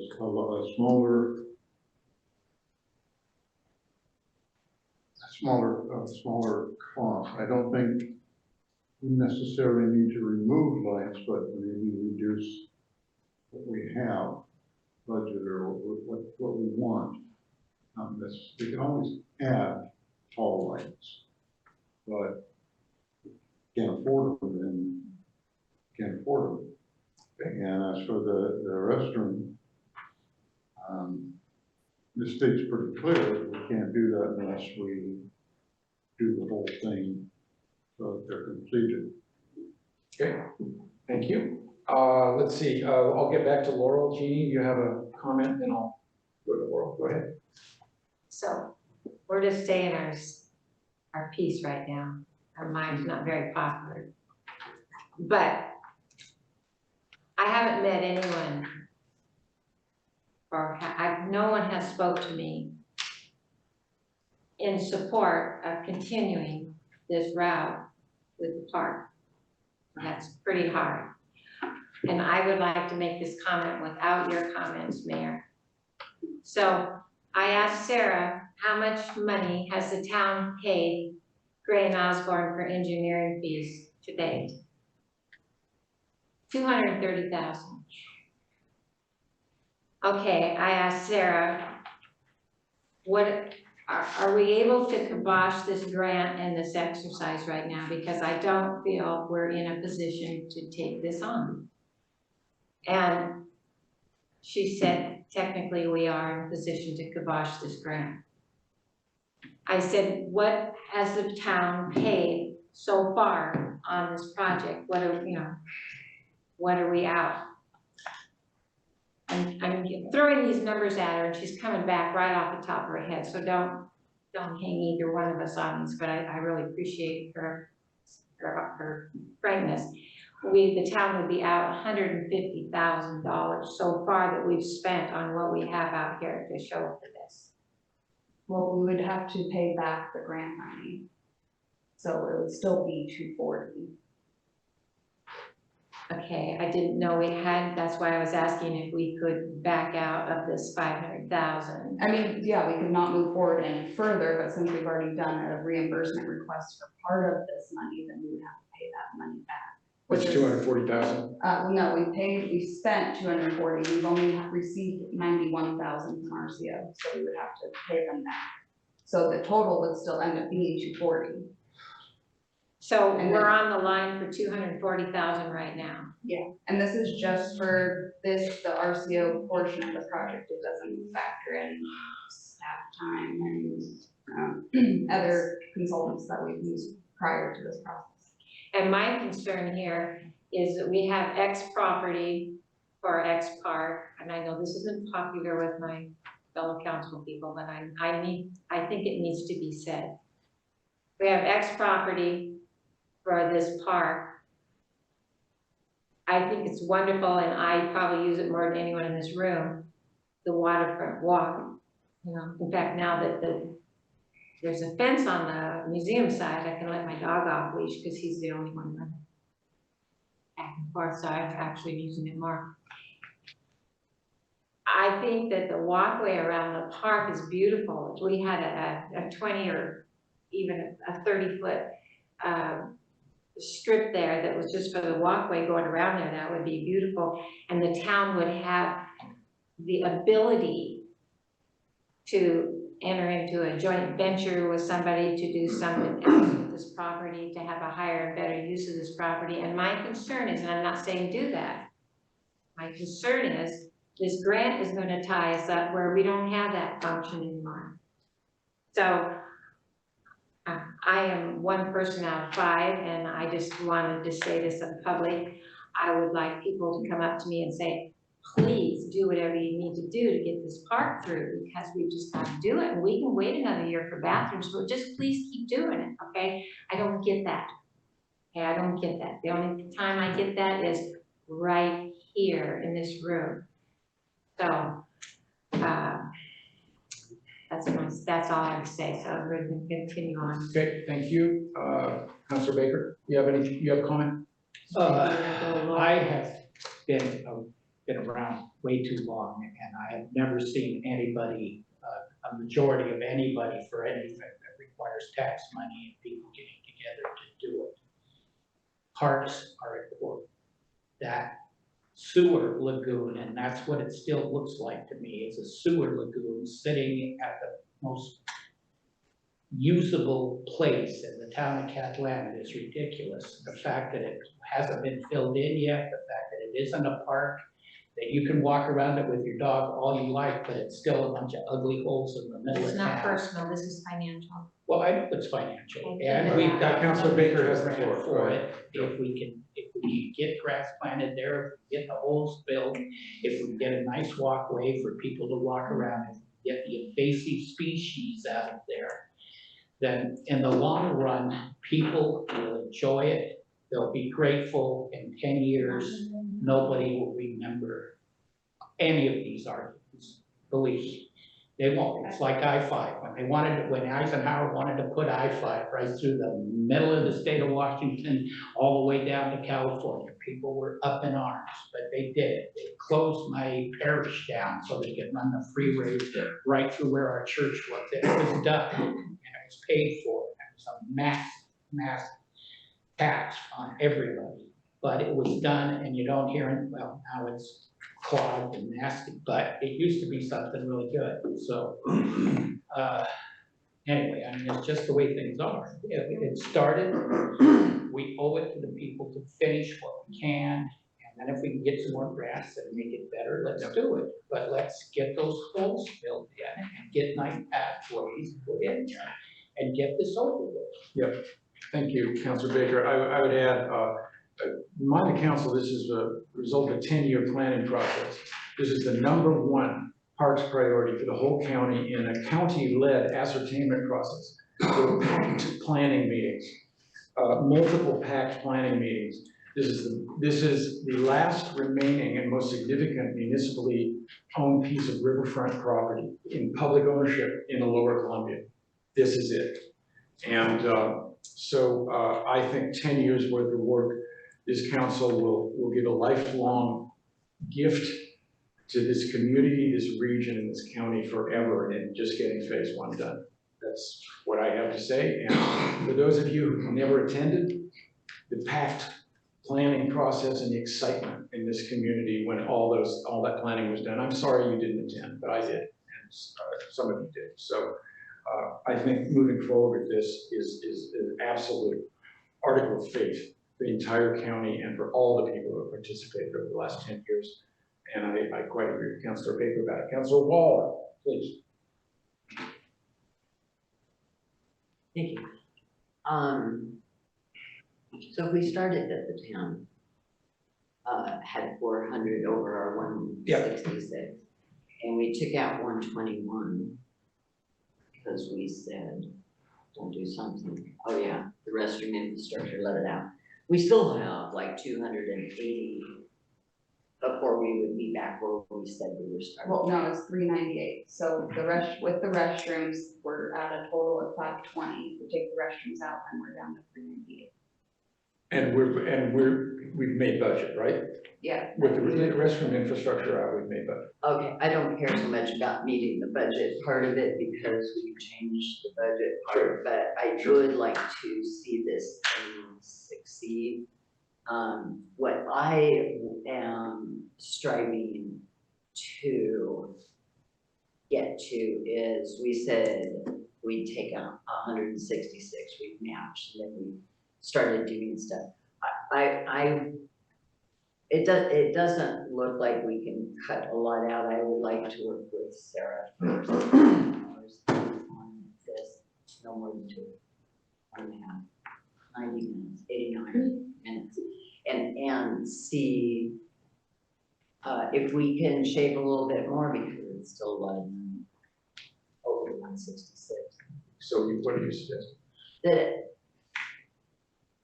I think there's a way, Okay. but these are grouped into big buckets, like general site prep. Okay, great, I wanna see what's in there, and I wanna see what's out there, and can we forget about any of it for right now? What about the landscaping? Okay. I mean, I'll tell you right now, that the engineer said we can't keep nickel and diming this, because this is just an estimate, and we're gonna get bids back, and it might come back higher. Yeah. Well, they might, but if we're starting at He said 398 over. Yeah, he said his suggestion, if you really wanna cut more costs, is to remove lighting. Well, I'm not happy with Not that. like remove all of it, remove some. They Well, charge you and more. so that's part of what I wanna talk to you about. I wanna see the outline of it, and, well, if we took half of them out, what would that do? Well, if we did whatever, because when they're putting the lighting back, so to speak, and they're putting in the infrastructure for the bathrooms, there may be a little bit of synergy in there. So what can we pull out? But I do believe in lighting, and as a female, I believe in having lighting so I can see who's coming at me, and so I can turn around and see who's behind me. So, but I would like to see what it is, and we can nickel and dime it, or not nickel and dime it, and say, or say, screw it, it's too much money. So I will do this quickly with you. It's a good The question is timing, if I may, and whether we can bring this back with a frameable motion, so that the council is very specific about what, right now, it's an open term, and there's no motion been framed, and it's really hard, Laurel, to get this framed. Do we have time to bring this back March 17th? If we can bring it back with a frameable motion to meet budget, is that all right? You have 90 minutes to give Laurel to bring that back. Sarah said sure. She didn't say it forcefully, but she You said should sure. see my list of She things said I it have to get done. I know, and I'm sorry, but what I would suggest, councilors, is we bring this back with a frameable motion rather than an open term, because I think this is very important. I'll try it, but I can try it. If she'll work with me, we can try to take parts out of these big things that look like they can't. I'm fine with that. I'm just concerned about timing here, Laurel, and We at can some call it point. a special meeting to get together. And Yeah, but that's another staff, it's another staff burden for a special meeting. It's really hard. Yeah, but it'd be a little. All right, Joe, you had I just, change orders, they love change orders, contractors love change orders, especially from public entities, it's how they make their money. So anything that's changed, if the contracts are out, is gonna cost more money than it did. I don't know if the contracts are out, they haven't gone out for bid, have they? We can't until you guys finalize. Yeah, That's what we've been we waiting need a for sign off for to do it. 6 months. So may I make an? Yeah, go ahead, town attorney. You know, I always worked on this Skamaka Way Vista Park in 1976. I was our contracting officer. And it would still be a bunch of sand sitting there. If you sometimes you have to take a little risk. And the second thing is, the more you wait, the higher the costs. Right. I've never seen any public works project where delaying maybe faster. So I would just suggest that make a decision pretty soon. Well, can we get a frameable motion for the March 17th? Is that it, March 17th? Maybe. We will do our best. Is there any objection to holding this over for March 17th with, we will have a framed motion to proceed one way or the other. And Laurel will get 90 minutes with Sarah to frame that motion.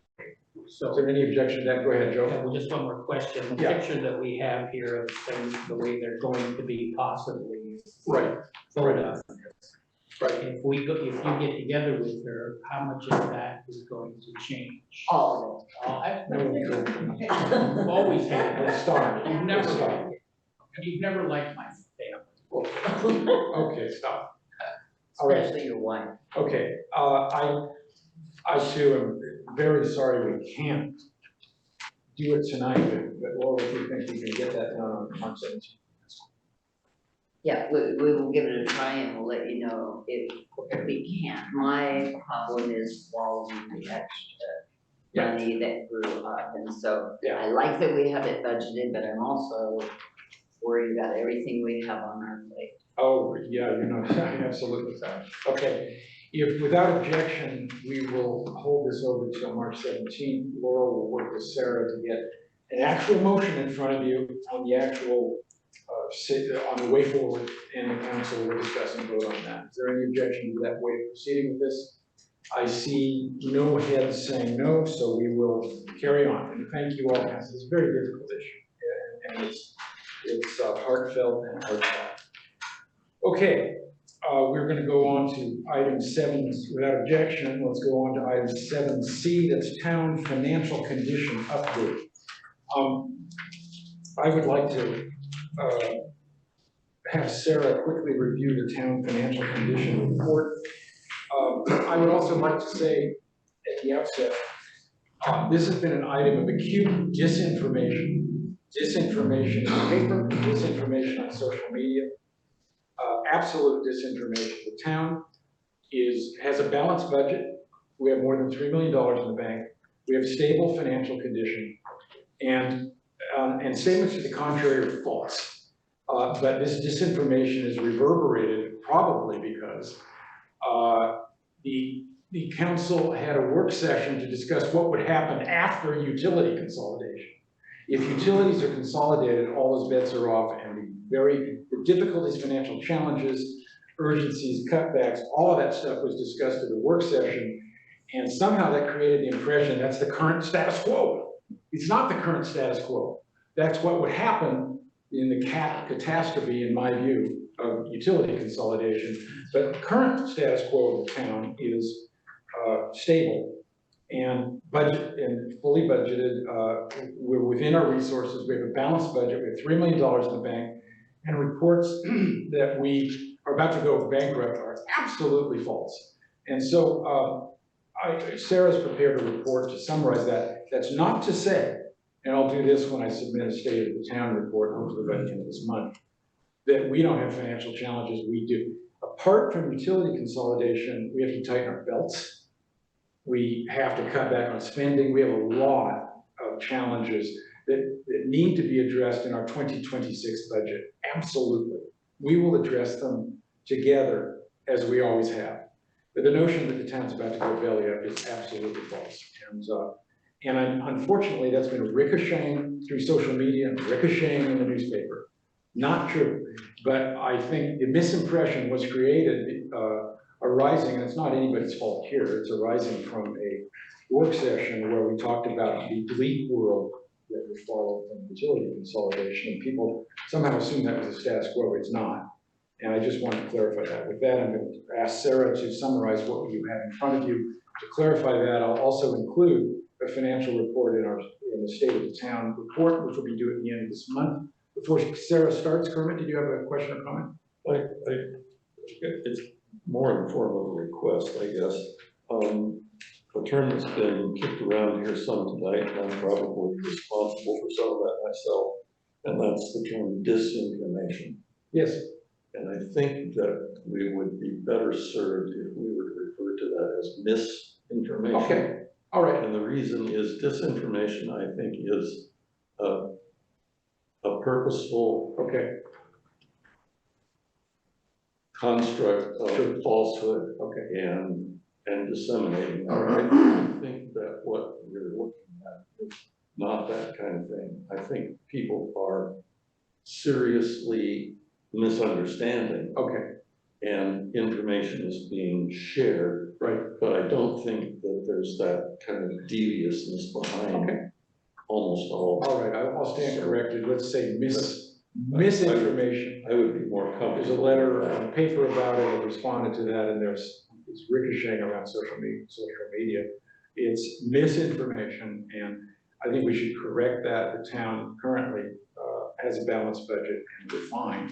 But Sarah, you want to discuss our current financial condition to try to clarify misinformation? Go ahead. So yes, our budget is balanced, but we are using one-time revenues to cover operating costs, which is not, it's not good, it's just we can't do it again. So there's ways that we've already discussed that we can address that by looking at employee benefits and things like that this year. We're also doing other cost-saving inquiries to see what we can cut back. So yes, we do need to cut expenses, but no, we are not going bankrupt right now. Nope. So the budget I presented on February 3rd was a mock-up to show you just the sustainable revenues. So all the one-time revenues like timber harvests and things were removed. That was just to get you guys thinking, like planning ahead, unless we plan on using timber harvest revenues to support operations, which I don't recommend. Normally our timber revenues are just used for capital expenses and improvements. So, and then also in that mock-up, it looks bad because we're rolling in all staff expenses from utilities, but we're not gonna need that many staff. I just haven't received any guidance on that yet. So I'm presenting the information that I currently have. So we need to discuss services and staffing levels, and then I can refine that again so it's a little bit more accurate and isn't a $700,000 hole in our budget, because it's not what it's going to be. But because we need a public works employee, I'm sure we still have streets and parks.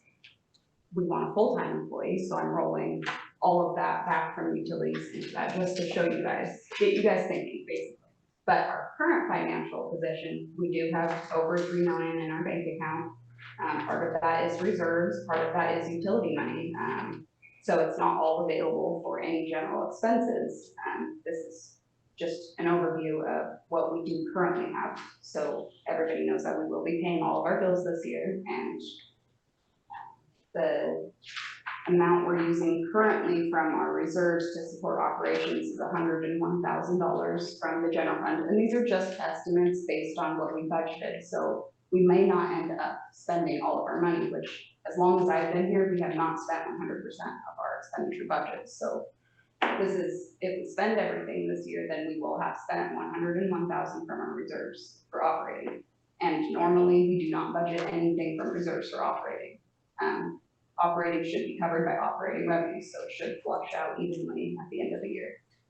So what we have done in the last 2 years was we brought on the project manager position, so that's probably likely a big portion of this expense, and we've already discussed that that position might not be permanent.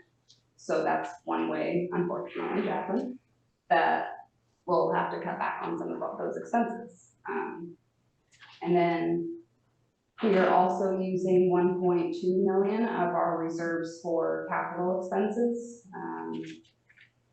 Part of that's general funds, so that would be waterfront park. That's the part of that 500,000 that we were talking about earlier, or 400,000 now.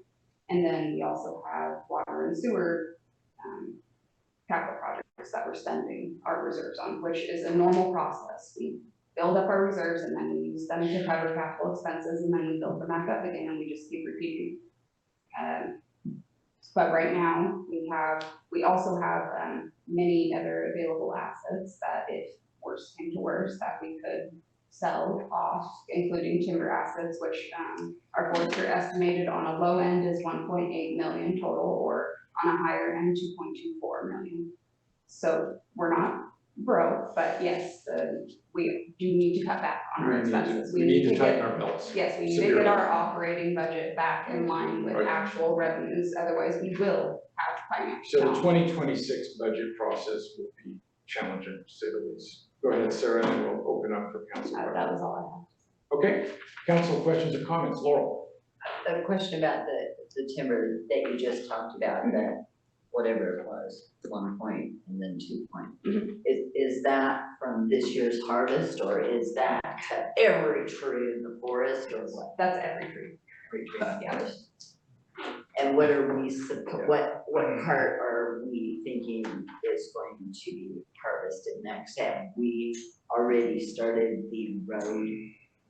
No, so Bill Olson was actually looking at trying to do a cable cut instead of putting in the road, but he wanted to see what it would look like after we cleared the trees first, and then go from there, because the company that we have, I guess they're really good with cable cutting, which costs a little bit more. So, basically he said after we finish off this harvest, he's gonna do another analysis and come talk to me and see how we want to proceed. I mean, the road will need to go in eventually, but he was trying to figure out what we could do to get the most bang for our buck at the lowest price this year, because he was aware that we were looking at financial difficulties, so. So how much does he think we're gonna get from this harvest? We are harvesting this year? Yes, so. Along that road that we're not gonna do? No, so it's on a different lot. There's 2 different lots that we're looking at right now. So the first lot we're working on, he thinks will net now, because we waited, our, his revenue estimate actually went up a little bit. So it was 170. He now thinks it's between 200 and 300. Obviously that's a big fluctuation. I budgeted for 2 just to be safe. And then if we did the other side of the road, if we do cable cutting, it nets about 15% less, he said, than regular cutting. So we could have gotten 300,000 with the road put in, or we can get like 15% less, which I can't do math right now, but So Sarah, yeah. so do we lose money by doing cable, or if we don't have to do the road, is that gonna save us some money in the final analysis? If we don't do the road, we'll save about 125,000 this year, but we'll still eventually need to put in that road. So, I mean, my thought is to put in the road and just do it the other way instead of doing cable cutting, because we might be able to get more if we have the road done. But he was weighing options basically, because we're not proceeding with the second lot until we finish the first lot. But yes, so cable cutting just costs a little bit more. Well, we lose a little bit more too, Yeah. right? Yeah, well, that's what, yeah, net less because it would cost more for them to do that. Okay. Okay. Other questions, council questions or comments, and we will absolutely come back to this, but go ahead. Is that set and choke and do it at the headliner and all that? Is that what cable cutting is? I can't answer that question. Okay. In my logging experience. Thank you. I did it. We did a lot of different kinds of logging. We did high-lead logging. We did helicopter logging, and we did cable logging. And the cable systems were developed by Swiss companies to work in extremely steep slopes in the Alps. And they're used here mostly in places where there is not road accessibility. And it's fascinating to watch the system where I was able to observe the cable went from on one side of the road, it went across the road, across the river, and up a slope on the other side. And this device hangs on that cable and it's powered. Now I imagine it's joysticks and that sort of thing. But anyway, it would climb the cable and get up to a certain point and then would drop the cable down, and the rigging slingers on the ground would set chokers and then pick these things up and they'll come back down that cable. So there's no roads that are being built into and on the unit that's being logged. It's all being accessed from another position, if you will. You think it's more environmentally stable than regular life? Personal opinion, no. I think the damage to the site is still the damage to the site. Although I think you could probably argue that dragging logs upslope and highly logging with chokers is pretty damaging to the slope. And that's different than if you can pick the logs up off the ground to get them out. So yeah, it's probably a little cleaner to do cable log, but All right, thank you. Other questions or comments for Sarah? We will come back to this, and I also, town financial condition. And I'll be doing my, a state of the town report that will include the financial condition, hopefully by the end of this month, and that'll go out to everybody. Other comments, Laurel? During our 89 minutes together, can we talk about guessing at how many people so that you can true up those numbers that are now high because we haven't given you any? Oh, yeah, how many staffing, yeah, Yeah. yeah, we can do it. Okay, any other comments on this for the time being? No? All right, thank you. We will carry on then. There are 3 items remaining on the agenda. There are 2 items concerning utility consolidation and 1 on pool funding options that Laurel asked to be included. So without objection, we'll go on to the, Councilor Stoll. Take a quick break. Oh, you want to take a recess? We've been at it for 2 hours. 5 minutes, Councilor, 5 or 10, 5? 5 is fine. Okay, let's, a recess has been requested. We'll do 5, we'll see you in 5 minutes. And let's cut off the sound and we'll have a 5-minute recess for bio breaks or whatever we need. Thank you.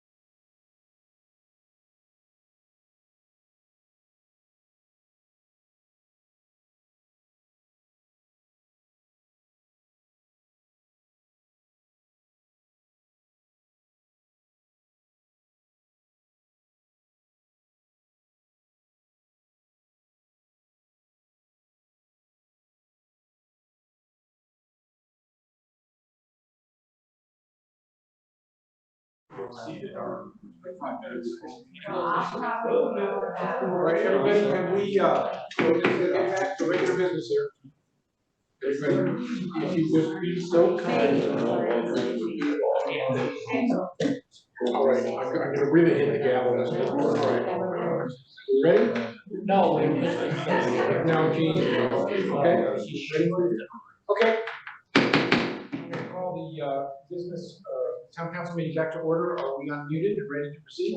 All right, we shall carry on. So, 3 items of regular business remaining, 2 of which pertain to utility consolidation.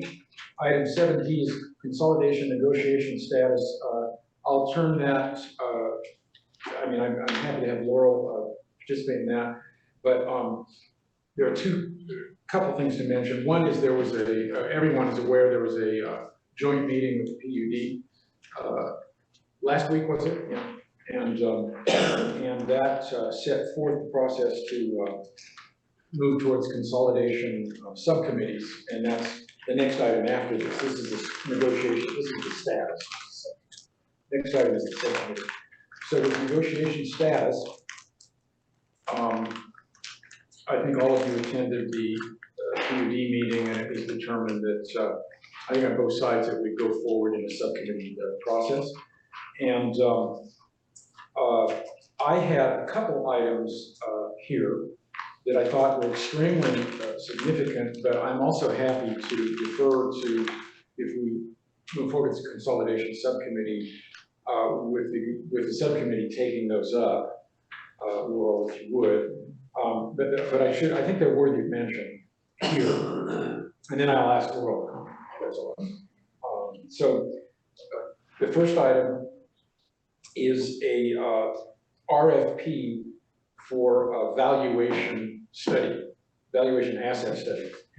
I know that it's been mentioned, and I think wrongly, really wrongly, that the town can hand over its utility assets to the PUD without compensation.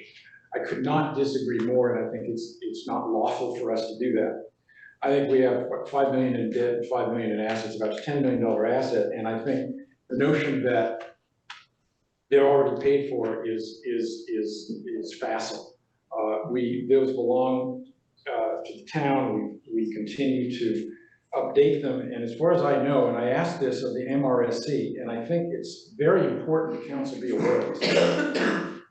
Under RCW 43.0921 or 210, that's called the Accountancy Act of the state of Washington, and all service or property transferred by one government entity has to be paid at its true and full value.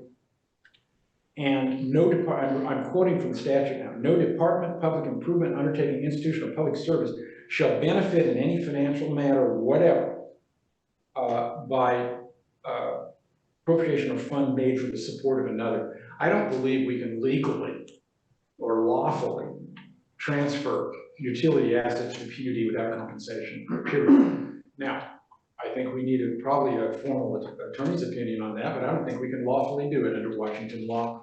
And I think the attorneys should go ahead and opine on that, but that's the advice I got from the MRSC. So I think the notion that we can just hand over $10 million of utility assets is legally wrong, in addition to being ethically wrong.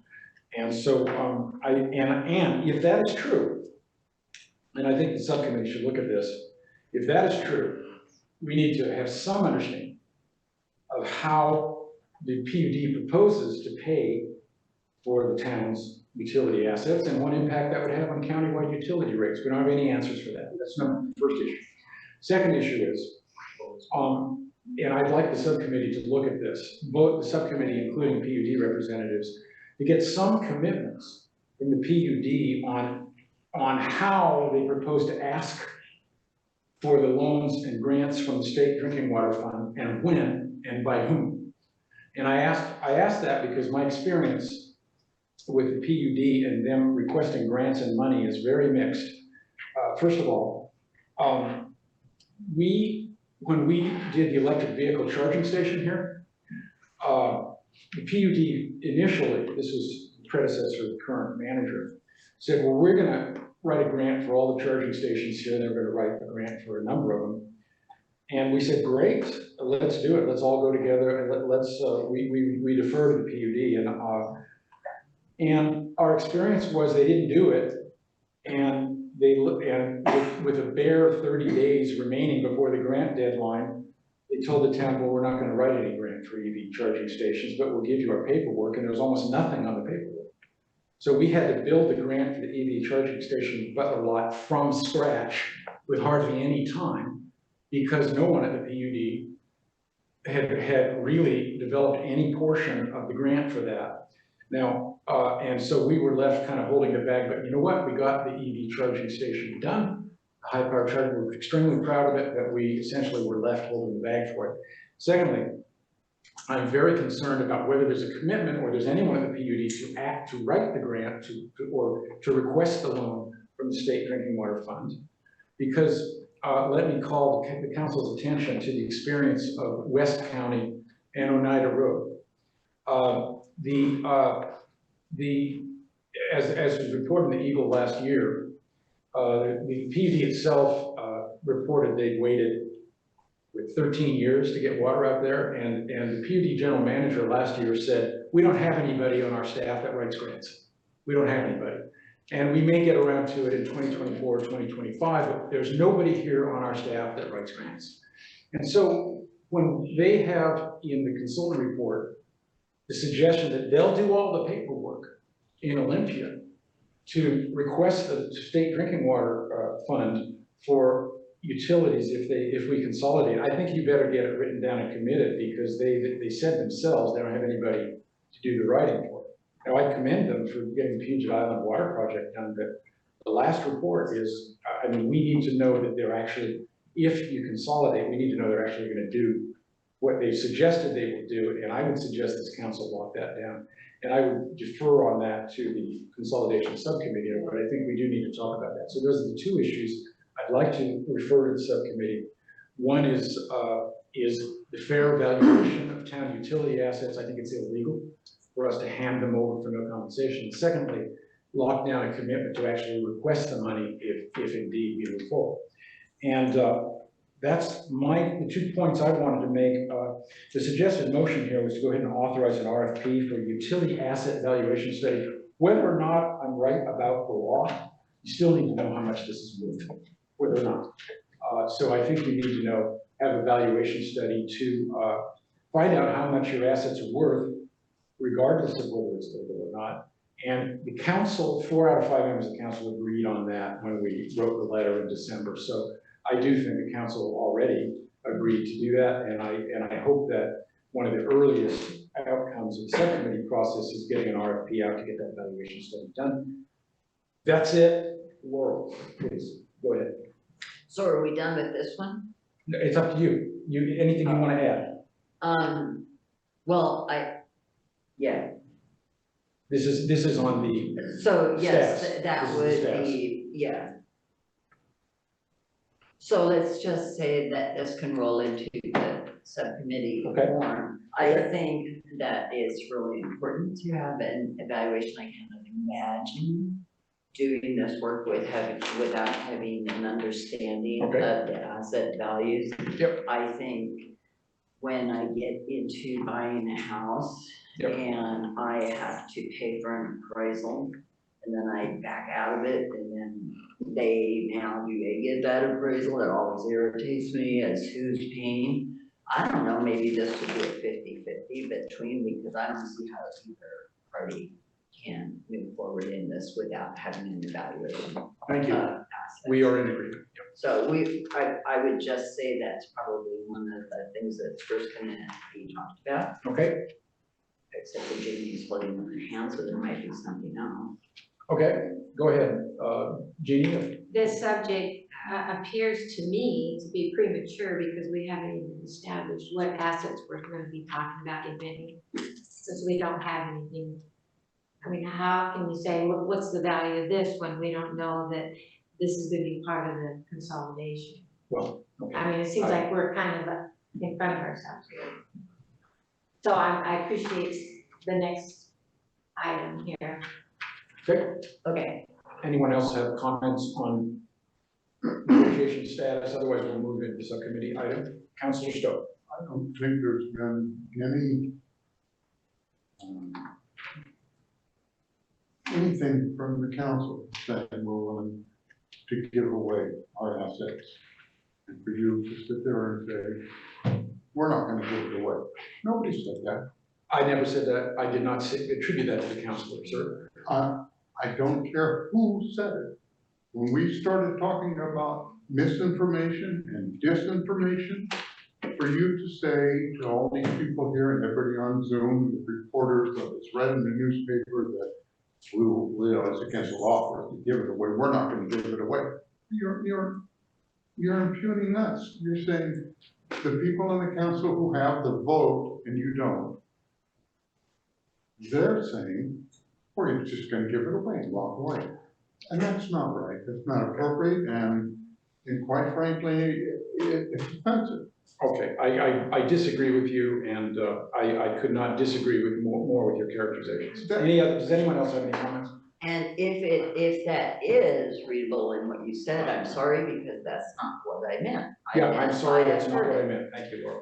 I am sorry, sir, that is not what I meant. You did not. Go ahead, Councilor Henderson. And in our joint meeting, Commissioner Younger did emphasize the word gift. Yeah, but not, That he did, but that's, not this council. that's true. I'm just saying, Yep. we're just clarifying things, but I Thank think you, I agree. we went along on this a little premature. Okay. Any other comments on the status, because we can move into the subcommittee item. All right. Without objection, we'll roll into the consolidation subcommittee. Now, the cover sheet doesn't mention that, and this was prepared before the email of last week, that after this cover sheet was prepared, on Friday of last week, I asked Laurel to chair and Kermit to serve on the consolidation subcommittee to represent the town. I've spoken with both of them, and I'm happy to say they haven't objected to me. They haven't said they won't do it, and my understanding is they're willing to do that, and I'm happy. This is to represent the town and town administration, and I'm happy to say neither of them has objected. I think Laurel actually, given the amount of work and the number of hours she's spent in framing these issues, and including with work sessions with this council in recent work sessions, that she's done an enormous amount of work bringing this forward, both in council work sessions and at the PUD work session last week. I thank her for that, and she's uniquely qualified to chair the subcommittee, and hopefully she remains agreeable to doing that. And that's all I have to say. And go ahead, Laurel, do you want to comment?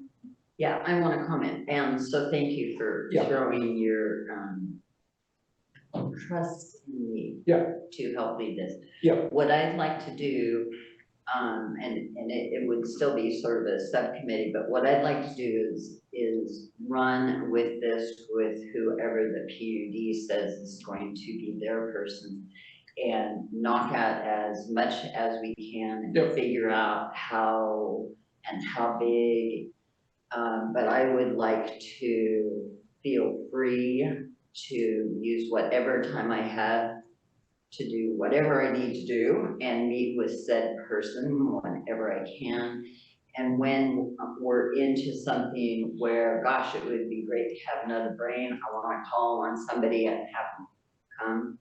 I know that when we first talked about subcommittees, you actually had mentioned an issue with it, and the problem I have with subcommittees is when it doesn't come back to the council. So actually there's two kinds of subcommittees, and the mayor, when he's got a big project, can assign a subcommittee to do his work for him and come back and whatever, to move a project through or whatever he wants. In some ways I'm doing that with this week. But there's another kind of subcommittee that the council can put together.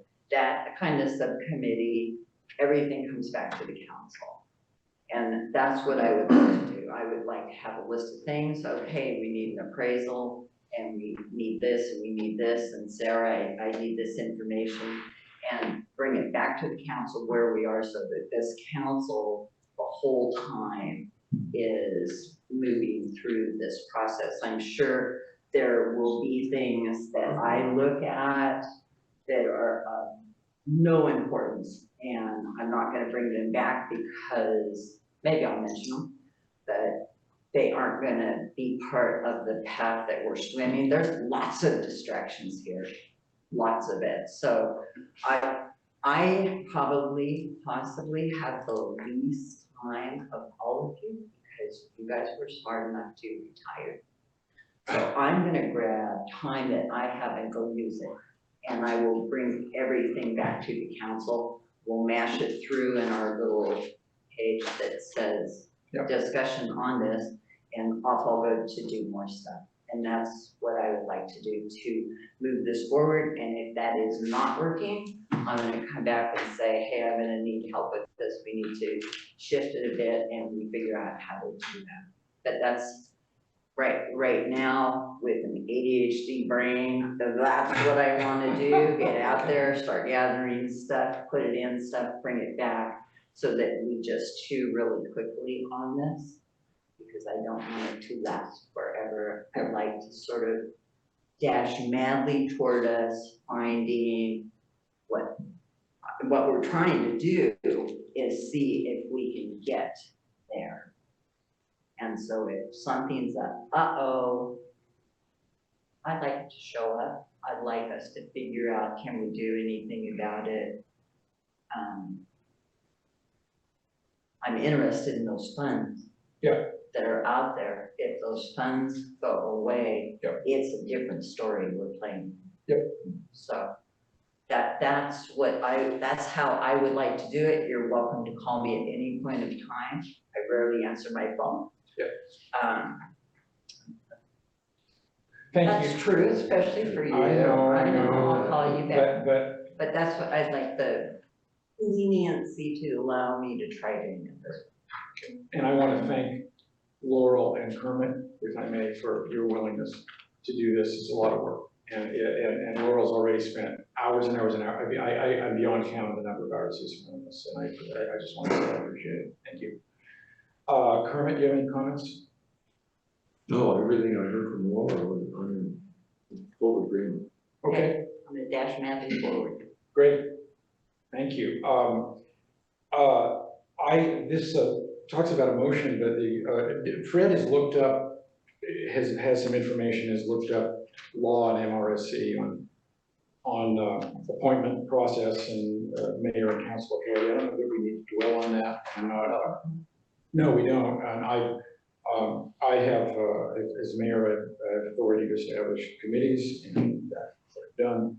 And But so here's the difference. If you were establishing a committee, then your statement of that I or myself and Kermit were going to come meet with you and agree on what the critical stuff is. Oh, I didn't ask you to agree. I just wanted you to hear. You use that word. I'm sorry. Then I shouldn't have, and I apologize. Right. And anything that you want me to remember, I want you to put in there. Okay. Because I will. And if you understood my request that Kermit and Laurel meet with the clerk treasurer, the town attorney, and the mayor to talk about issues, if you read that as saying, I'm compelling you to agree with those issues, that's wrong. We wanted to meet with you to say, we feel these are the critical issues, would you please look at them? Okay, but I do want you to write them down. Yes, absolutely. You can, because I'm gonna need some, how do I measure it? I will say the town. So what I'm doing is I'm looking at this as a council person that was elected to represent the citizen of the town of Cathlamet. The town of Cathlamet also operates a water system and a sewer system, and thereby extension, I'm also representing users of said, and That's what I'm watching for. So when is I'm looking out for the town, I'm not looking out for the mayor. This one or the not next asking you one. to. I'm not looking out for the administration, which is these guys, more than the citizens. I'm trying to look at everything and say, what makes sense, where should we go? I'm a citizen, what is gonna happen to my bills? What's gonna happen? So that, I'm just jumping in here because I care about the town and it lasting, and I do believe that this town is gonna last. Thank you. Thank you. Did you have anything to add, Kermit? No, again, I am in agreement, especially with that final statement. Yep. This town must last. Yeah. As far as I'm concerned, it's imperative. And that's part of what we're gonna have to take a hard look at. I agree. So for me, while I'm working on the consolidation study, can I roll into our next item on here? The pool. Well, not yet.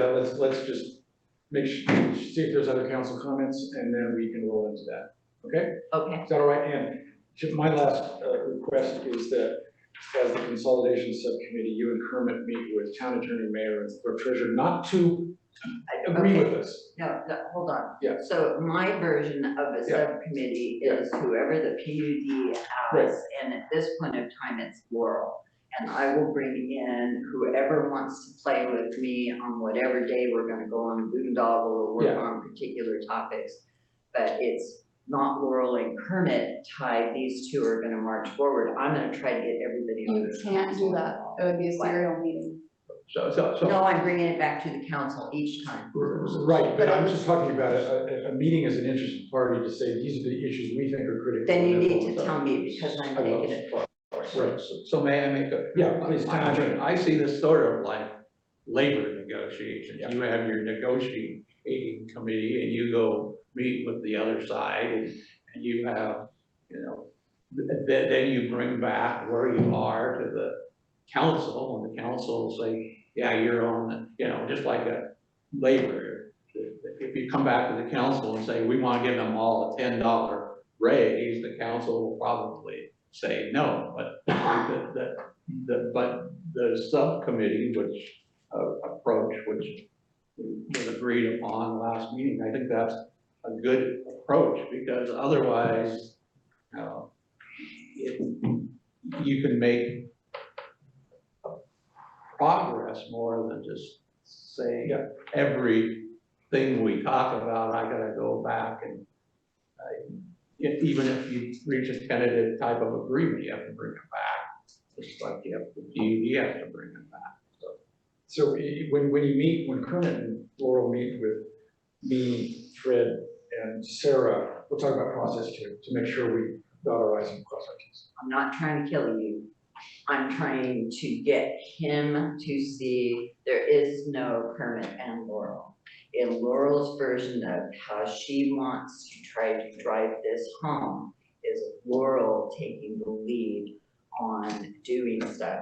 And so Fred, if we look back at, oh gosh, if we could just get Bogey Road up and all of those going to meetings and whatever, sometimes there were other counselors there and sometimes there weren't. But I led the let's go forward.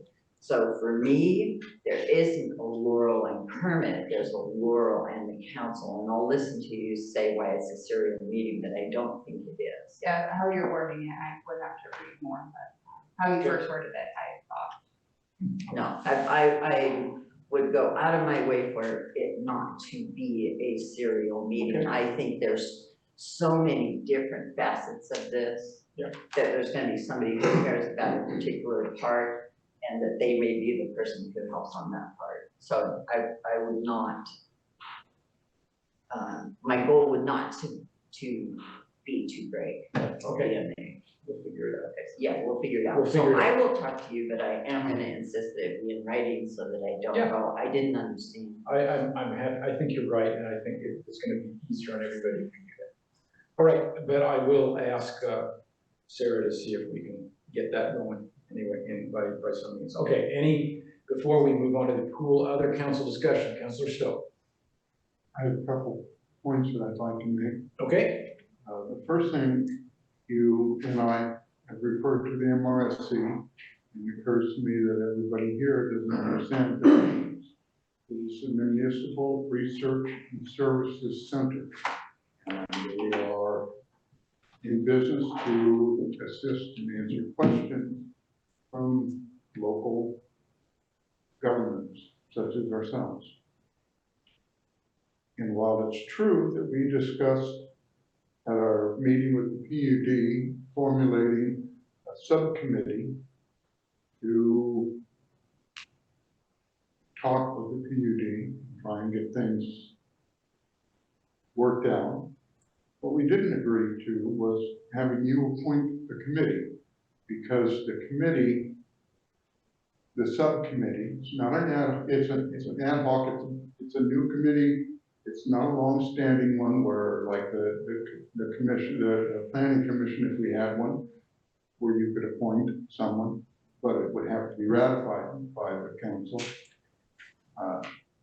MRSC was very clear, because it is the council that needs more information. It is the council's committee. Therefore, it is the council's responsibility. And in fact, it's our duty to appoint the council, to appoint the committee, not your purview, because you're not really the one who needs the information. It is not your purview. It is the council, and I object to you. I object to your email that you sent out saying, this is going to be the subcommittee, without talking to the council, without asking the rest of us how we felt about it. And you can grit your teeth and cross your arms and be unhappy, and that's okay. It really is. But it doesn't change the fact, Mr. Mayor, that you do not have the authority to appoint a council committee for the council's information. That is our purview, not yours. And I don't care how many times you can sit there and smile or get angry or whatever, it doesn't matter. It doesn't change the fact that it is not your position or your purview. It is the council.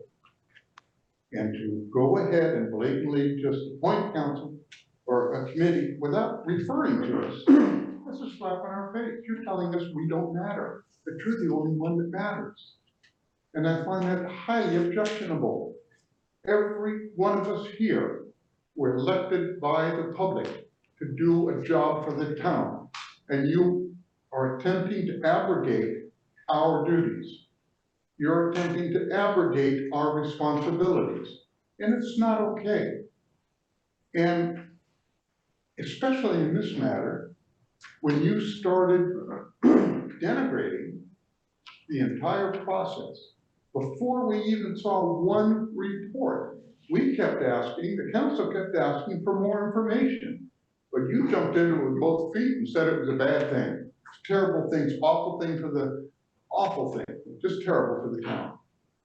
You run ads in the newspaper. You put your name as mayor, and you have publicly stated on many occasions that only the mayor speaks for the town, which is not true.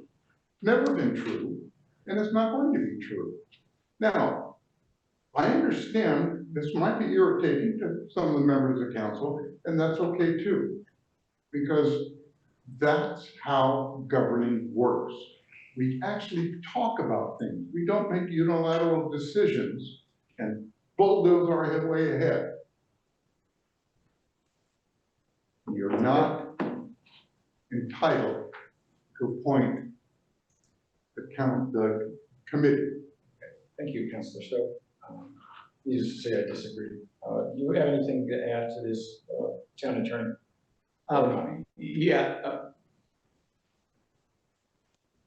I don't know who you talked to at the MRSC. Maybe it's the same person who at the MRSC said it would be totally illegal for the town not to get compensation. They're attorneys like everybody else. But what I have previously advised the council way back when you were having this discussion between the distinction between liaisons and other types of committees, that the liaison and is a council group. And I advised and said, the council creates its own committees. And the liaisons were that sort of thing, because that was the council going out and communicating. And I said in that same opinion, no, however, the mayor has the authority to appoint ad hoc type committees. And I think, as I understand it, mayor early on was soliciting people. And I think some folks from the council, I haven't seen this in writing, but if I'm incorrect, contacted the mayor and said, I would like to serve. I would like you to appoint me to this subcommittee.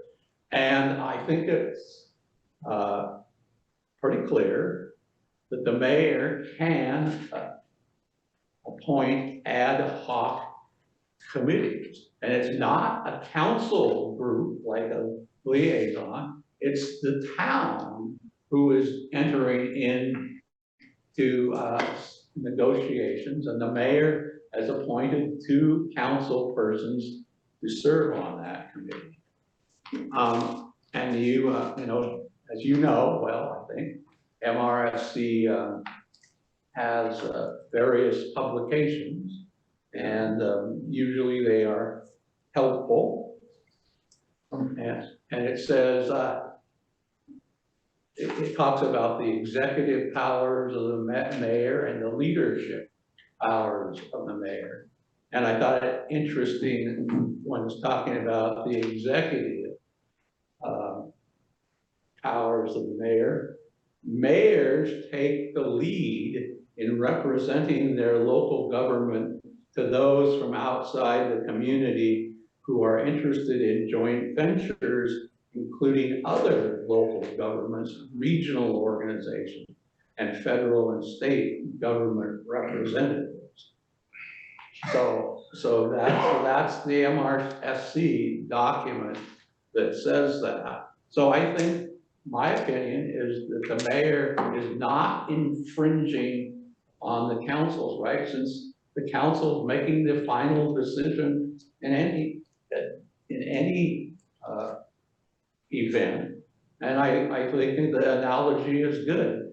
You can appoint, usually the mayor, when he's doing negotiations, will appoint a committee to negotiate. And that's what's going on here. The mayor is not usurping any decision-making of the council. Okay, thank you, Fred. Reply. Other council comments, and then we'll go back to Councilor Stowe. Are there other council comments? Go ahead, Robert. Thank you. You're welcome. First off, Mr. Johnson, you said that he has the right to appoint committee members or committee for people that are outside the community.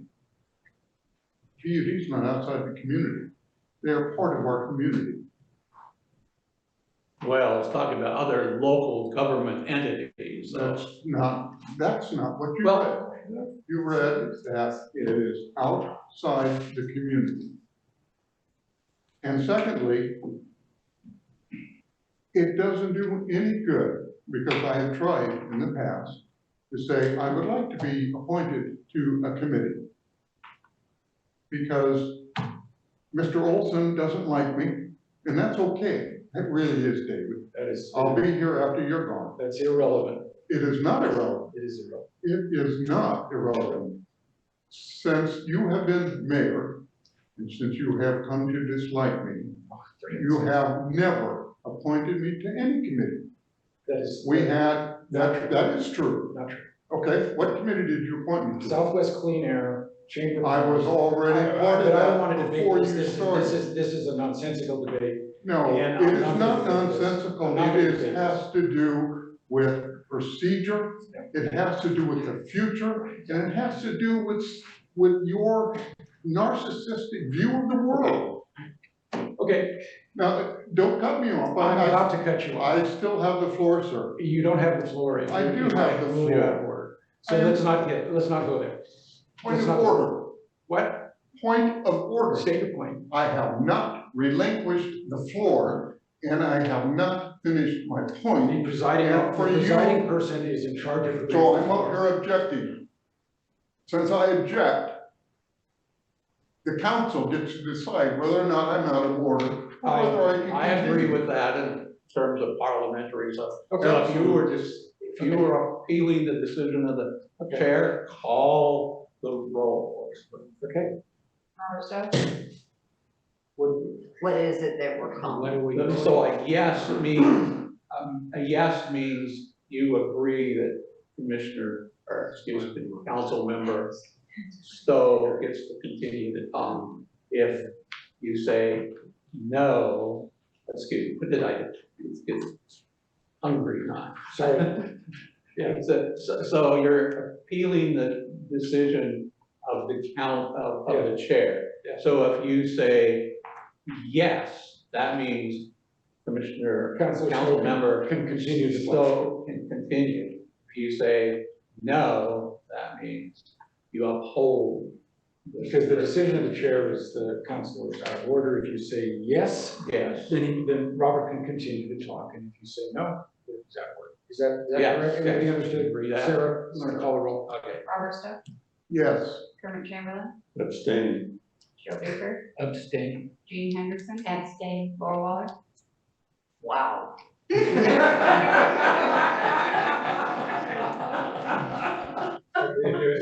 I would be a yes, however, Robert, figure out whether we're making headway. Yeah. I agree that you were not out of order, but I think we need to move.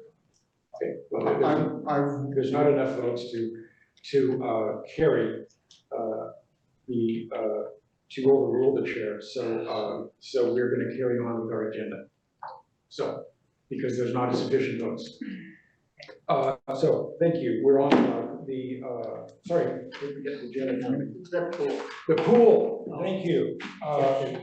We're on the pool funding options discussion, item 7G.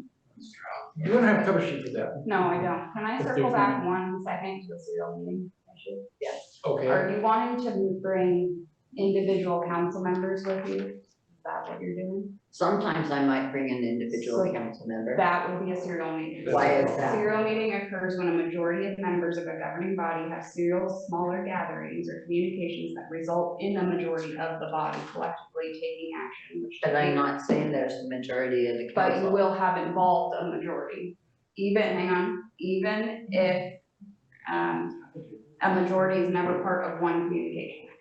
Okay. That's what it says. So we can talk about that. Yeah, because Can we that, meet and talk about process? And well, make sure? we can talk about it because I don't want to violate anything. Yeah, I just wanna make sure But it's not, I a know. serial meeting has to be about the same topic, it has to be, Well, if it's not consolidation, I mean, that's what I was. there's lots of different parts of consolidation now. We could be talking Okay, about. well, let's talk, I just wanna make sure. Let's have a meeting and straighten that out, because we all want to do it right. Okay, all right. In particular. Regular business, item 7G, pool funding options, Laurel, please.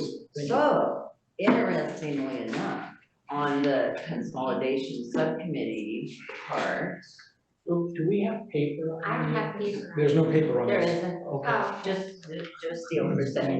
Yeah, there's no paper on this.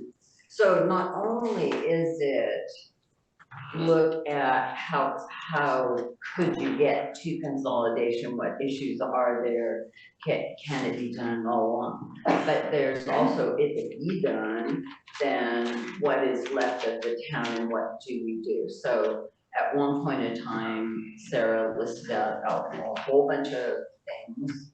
She let me have 4 hours of her time. 4 hours. 4 hours.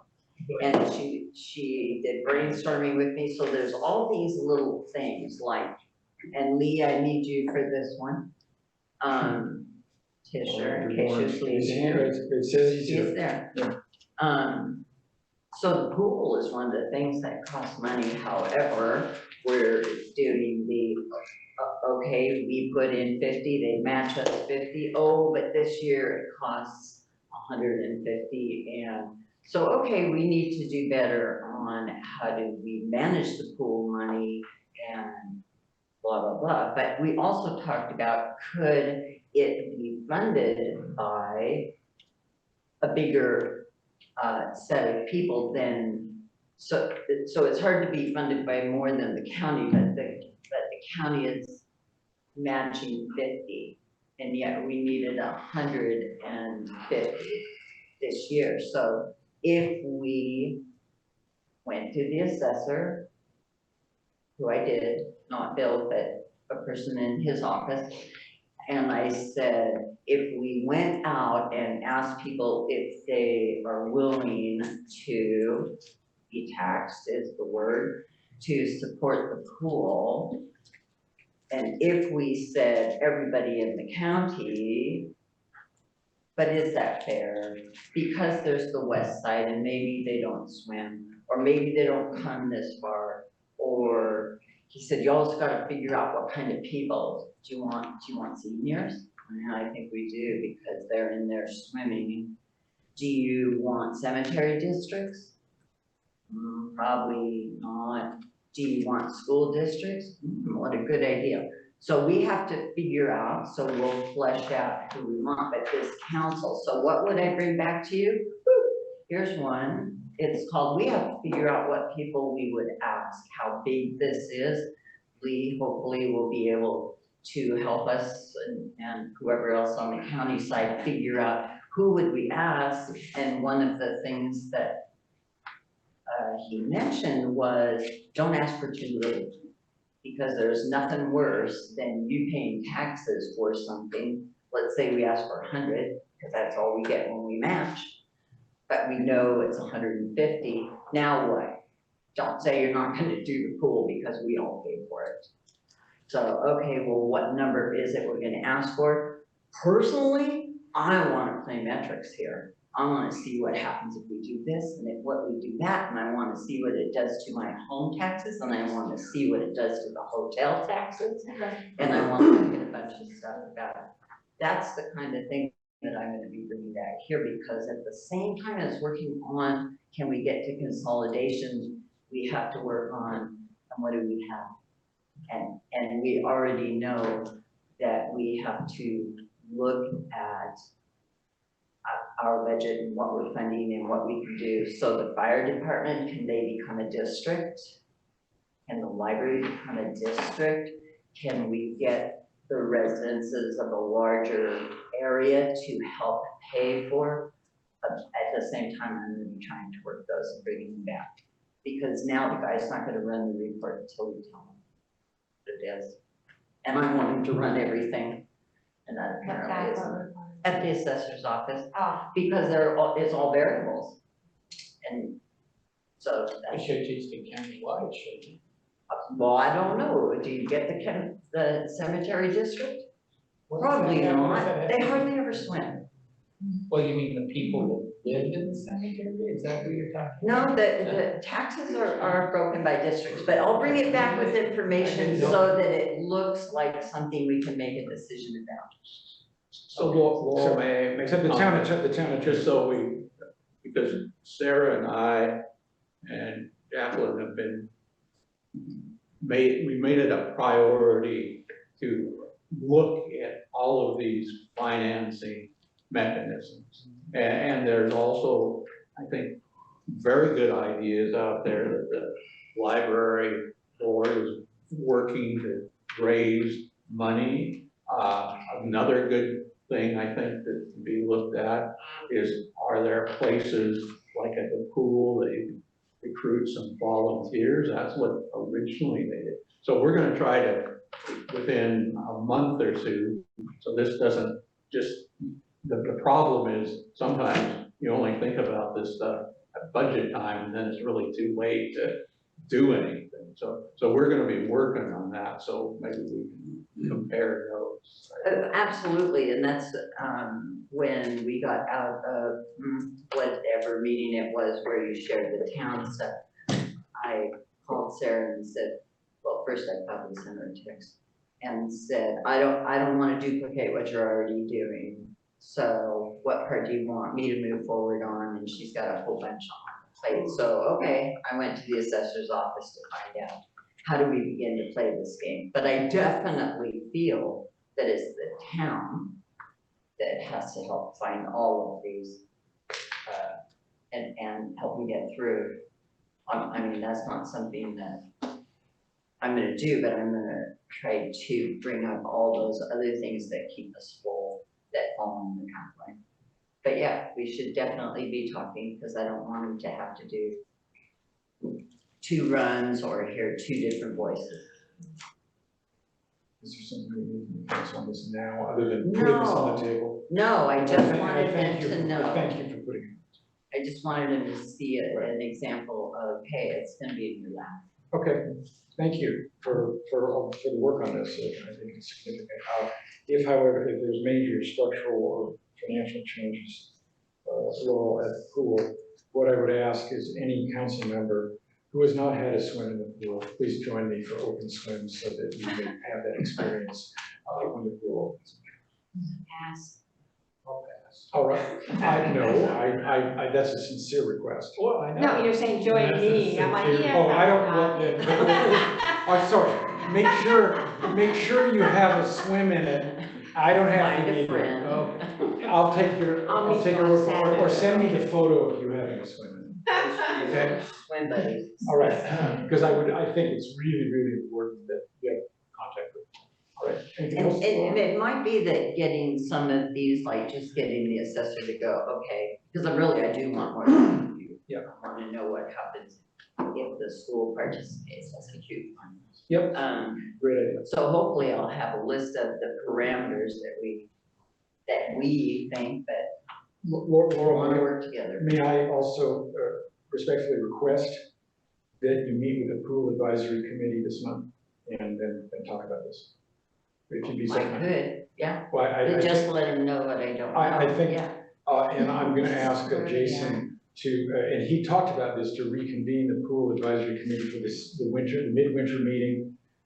They usually meet before the pool opens and then after to assess the season. He talked about a midwinter meeting, talked about pool meetings. If you would please meet with that group and then go over this, I think you actually find a lot of resources there and a lot of suggestions. Okay, thank you. Okay, I don't want to beat a dead horse, but I've asked a number of times for how many days was that pool? 56. We've all reported that already, but we'll report it again. So. And what is it that we're supposed to see? I haven't seen Is there a supposed to? What? 71. 71? Yeah, but do you want that in writing? I thought we had that in writing. We can't make it to 71 because the equipment's down. The equipment went down in September, so it was a short year.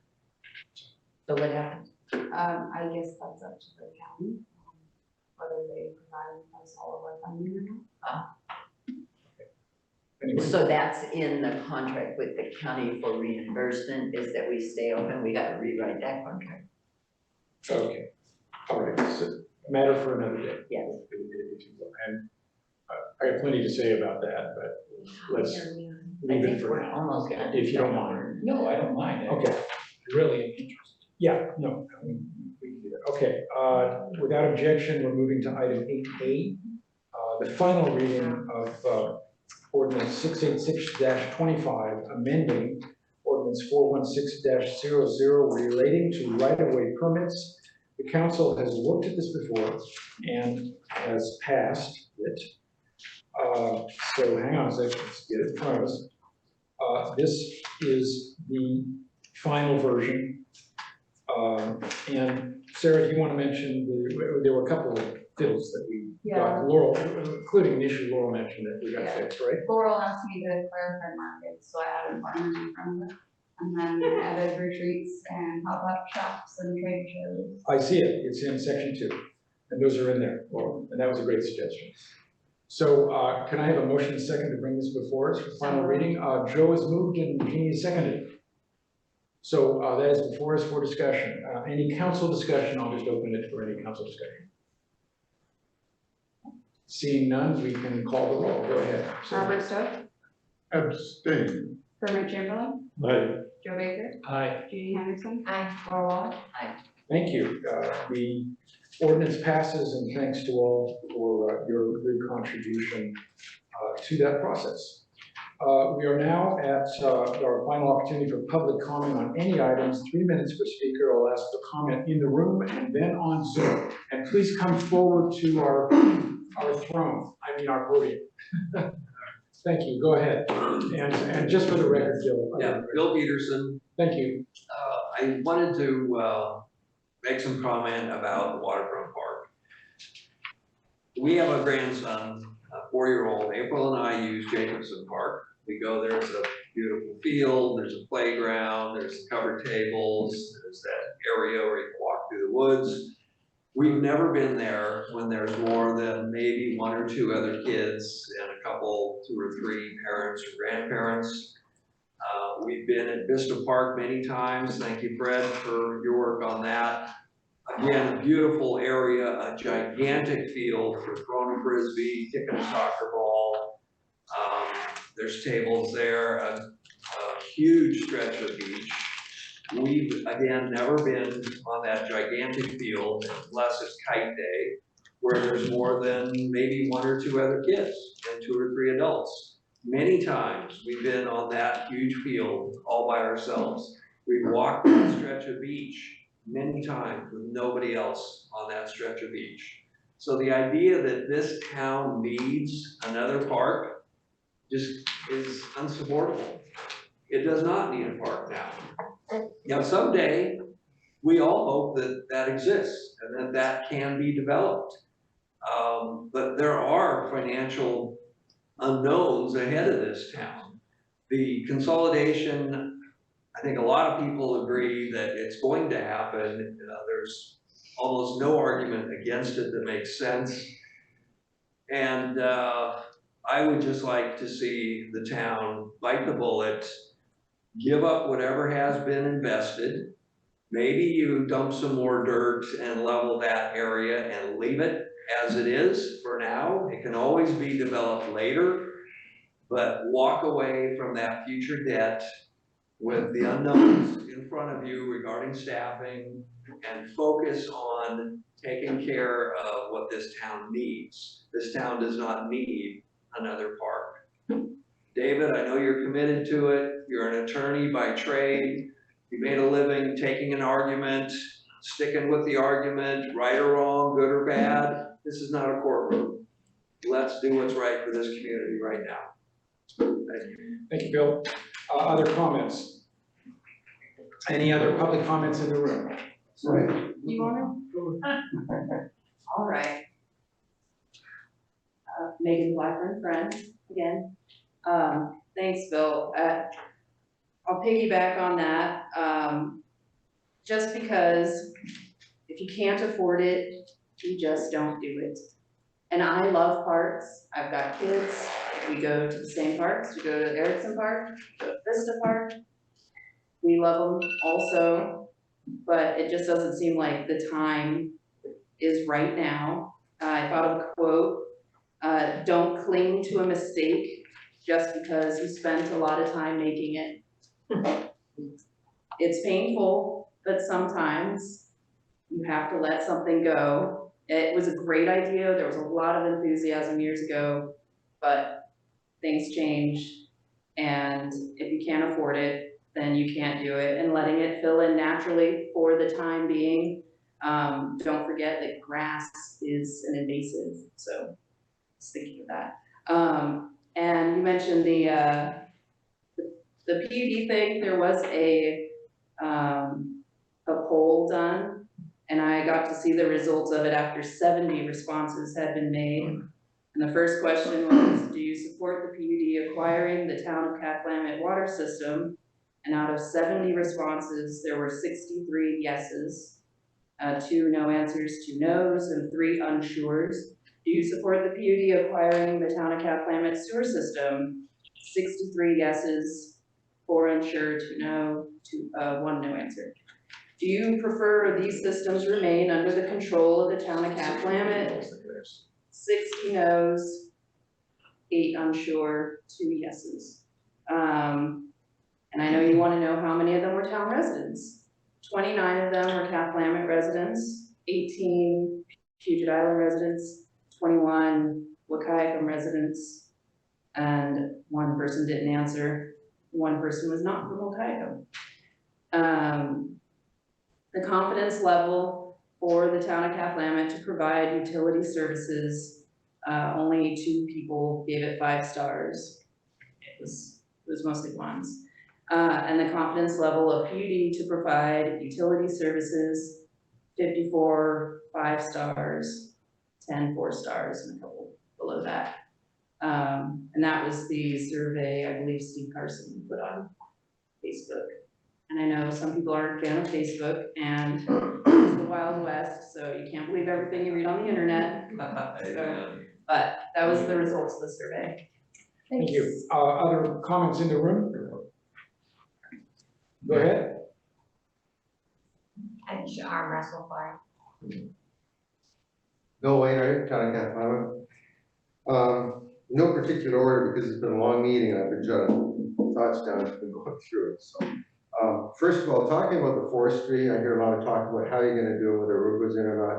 I think it's important you guys realize that forestry, the forest lands we have, at least as of 4 years ago, we had 3 species, all different maturity levels, and they're all growing at different phases. And the revenue for them, you cut a tree down, is 30 years before you get, and fir and hemlock, before you get that regentrification of finances. So I would just make sure that before you start cutting down trees, you have a budget and a plan, and knowing what maturity are those, what is the time frame, what have we harvested, because you could be, for a short term, $200,000 fix, wiping out revenue for many years. So different trees have different materials. So I encourage you to think of that, be aware of it. Second point on financials, I keep hearing we're on budget and we have $3 million. And first of all, personally, when somebody says I'm on budget, it means nothing, because you can be on budget, like most of the country's on budget, but you're only one happening away from being bankrupt. And I've spent, I spent time with Sarah going over numbers on the rough budget. She recently sent me some more numbers I went over. You've got $3 million in the bank, but the question you'd be asking, and I'm surprised none of you brought it up, is not how much money you have in the bank, how much capital do you have unallocated for reserves and transfers? And according to my math, I looked at it, and I encourage you to talk to Sarah about it. I see a little over $1 million, not $3 million. And that was as of a week and a half ago. The last point I'd like to make, piggyback on what's been said already about change. There's an old expression, the only thing constant is change. And regarding the waterfront park, yes, I said last meeting, I'll say it again. I was wholeheartedly for going forward on it. But myself, and I think a lot of the town and the county was supportive, assuming we had the money to do it. Okay? That was the assumption. And there's a lot of good ideas around it. The planning sessions were good, but things change, and I don't think we can afford to do it now. Based on what I've seen from the budgets, it'd be nice, it'd be rosy, polish the apple. This is Cathlamet's waterfront park. But it's like we have champagne taste on a beer budget. It's not there. You don't have the money. So I would recognize that the waterfront park hasn't had lighting ever, that I'm aware of. It hasn't had restrooms ever, but it's always had a view. So let's cut our losses, fill in the hole, get rid of liabilities, and move on. Write a check. Thank you. Other comments in the room? Go ahead. I think. And again, Jim Ratliff, thank you. Puget Island. Yep, thank you. I think we can see why we wanted YouTube.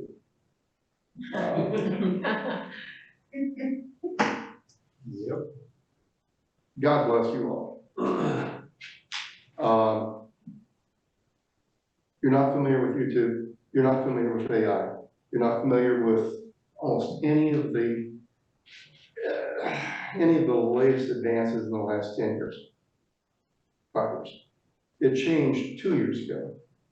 It's been constantly changing this last 3 weeks.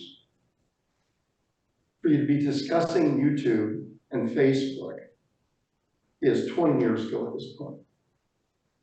Go talk to any 20-year-old IT tech.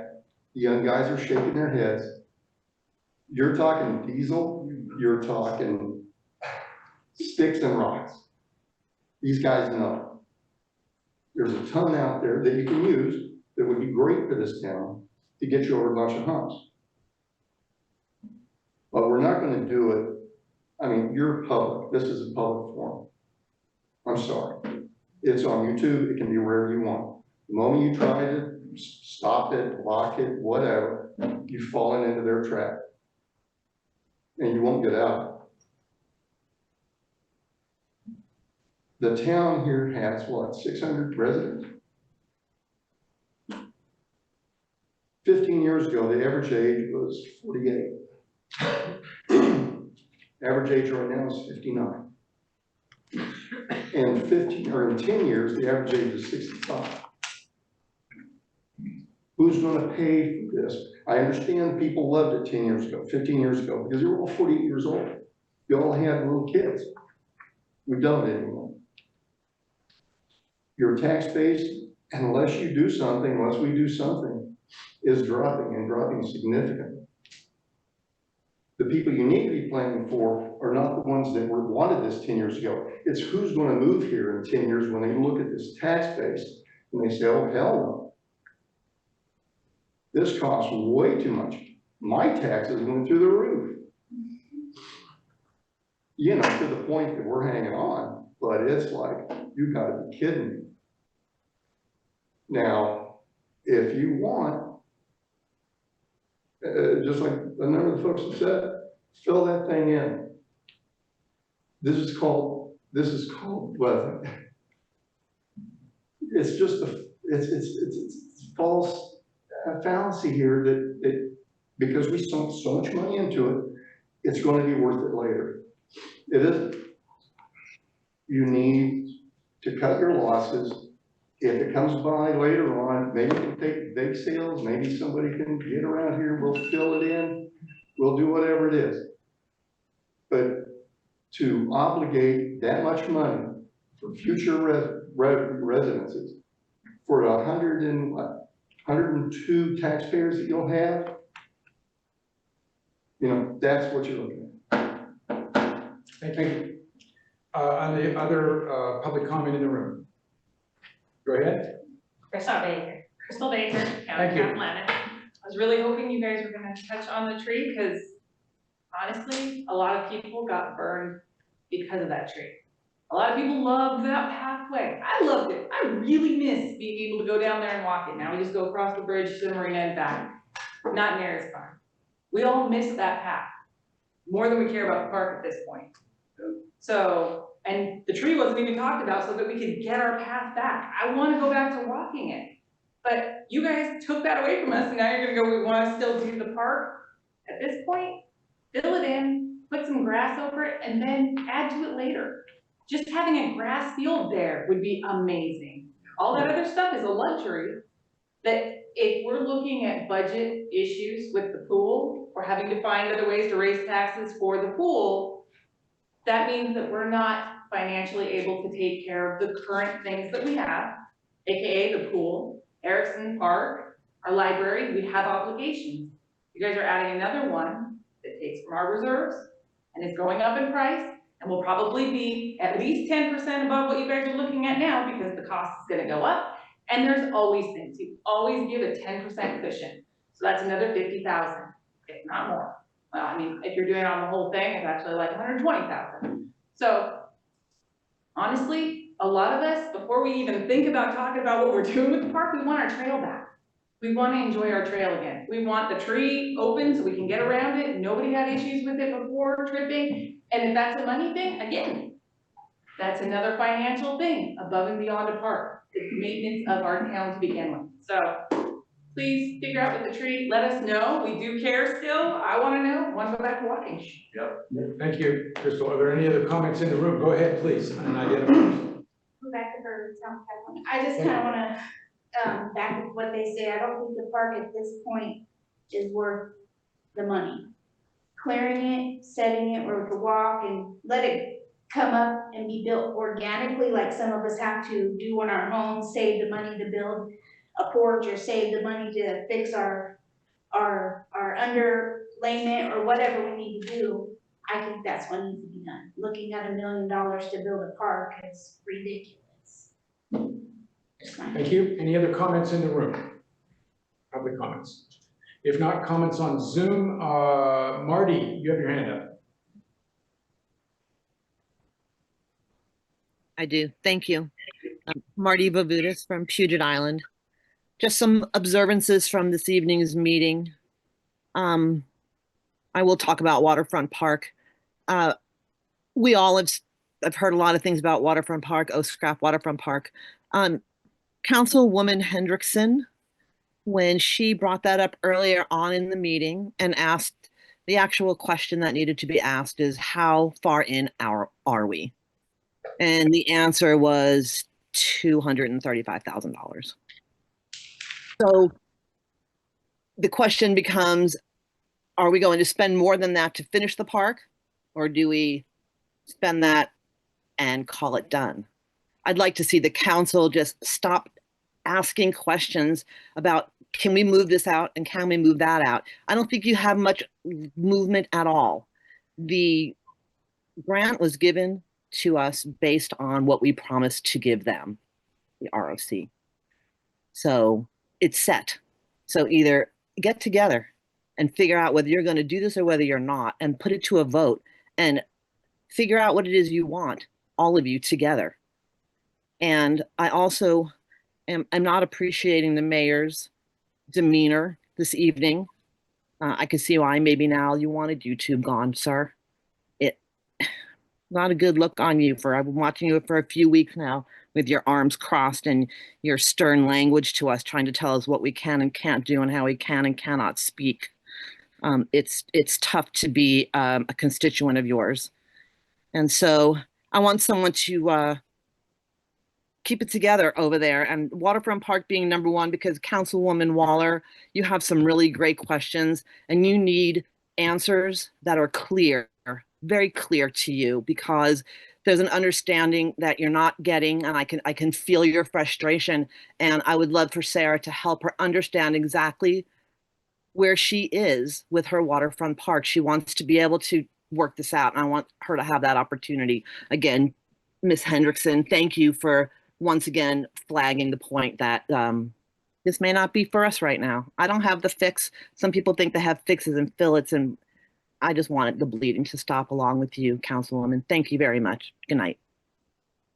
Thank you, Marty. Other comments on Zoom? There's no hands up, so you'll need to speak up if you have a public comment on Zoom. Waiting a minute. I see none.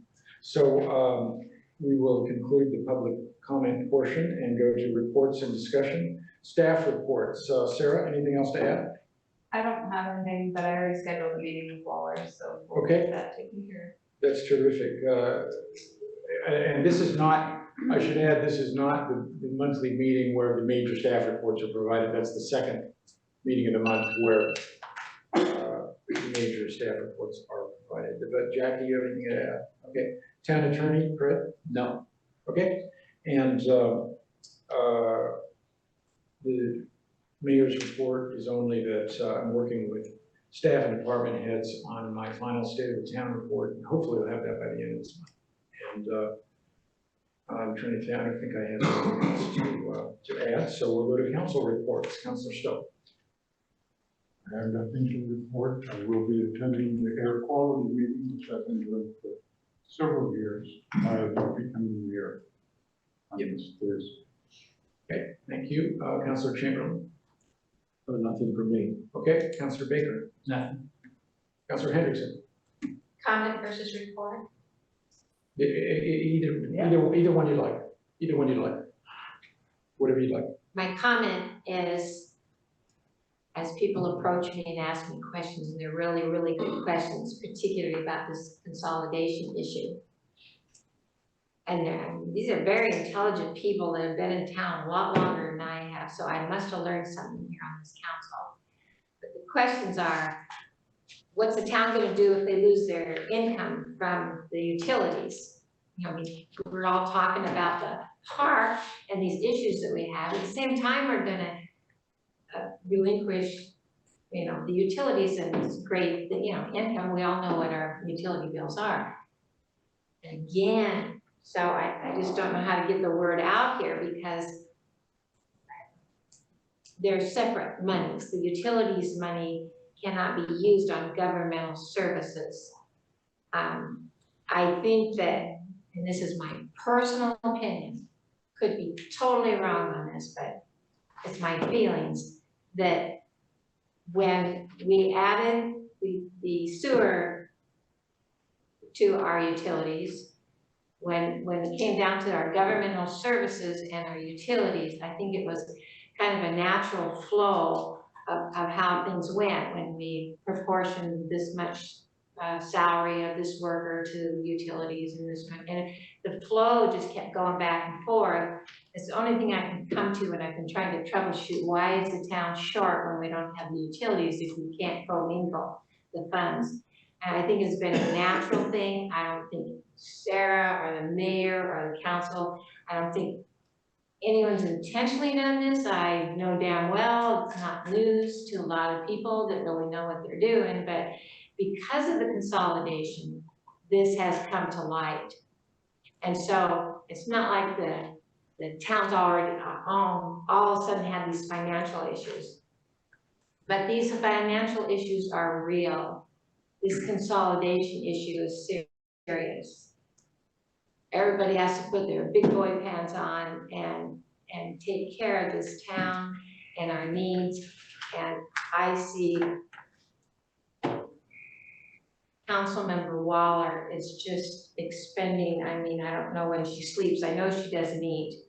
The hours that she's put into this, the mentor she's been to me, even though we don't particularly agree, as you will notice sometimes, where we still respect each other highly and support each other. And I think this whole council is this way. Council hasn't caused these issues. The council's definitely protecting the town and doing everything we can to resolve these issues. So you're in good hands, but I'll tell you what you're really in good hands with is that I believe that at the end of Mayor Olson's term, Laura Waller will step up and take care of us. And that's going to be a tough 4 years. We're going to have to change some things. And I'm very optimistic about that. And I know she hasn't announced it, but I think it's relevant to us asking opinions and giving out these numbers and everything. Where's the backstop? Who's gonna have our back? And I'll tell you what, this lady has had our back and we don't even know things that she has done and accomplished. You're hearing what she wants to do, but I mean, the water under the bridge is just beautiful. So I just need to say that. Okay, thank you, Councilor Hendrickson. Councilor Waller. When Louise in town, she needs her. Yeah, okay. Councilor Waller has no additional report, and without objection, there being no other business before the Cathlamet Town Council, this meeting is adjourned at 9:16 p.m. Thank you.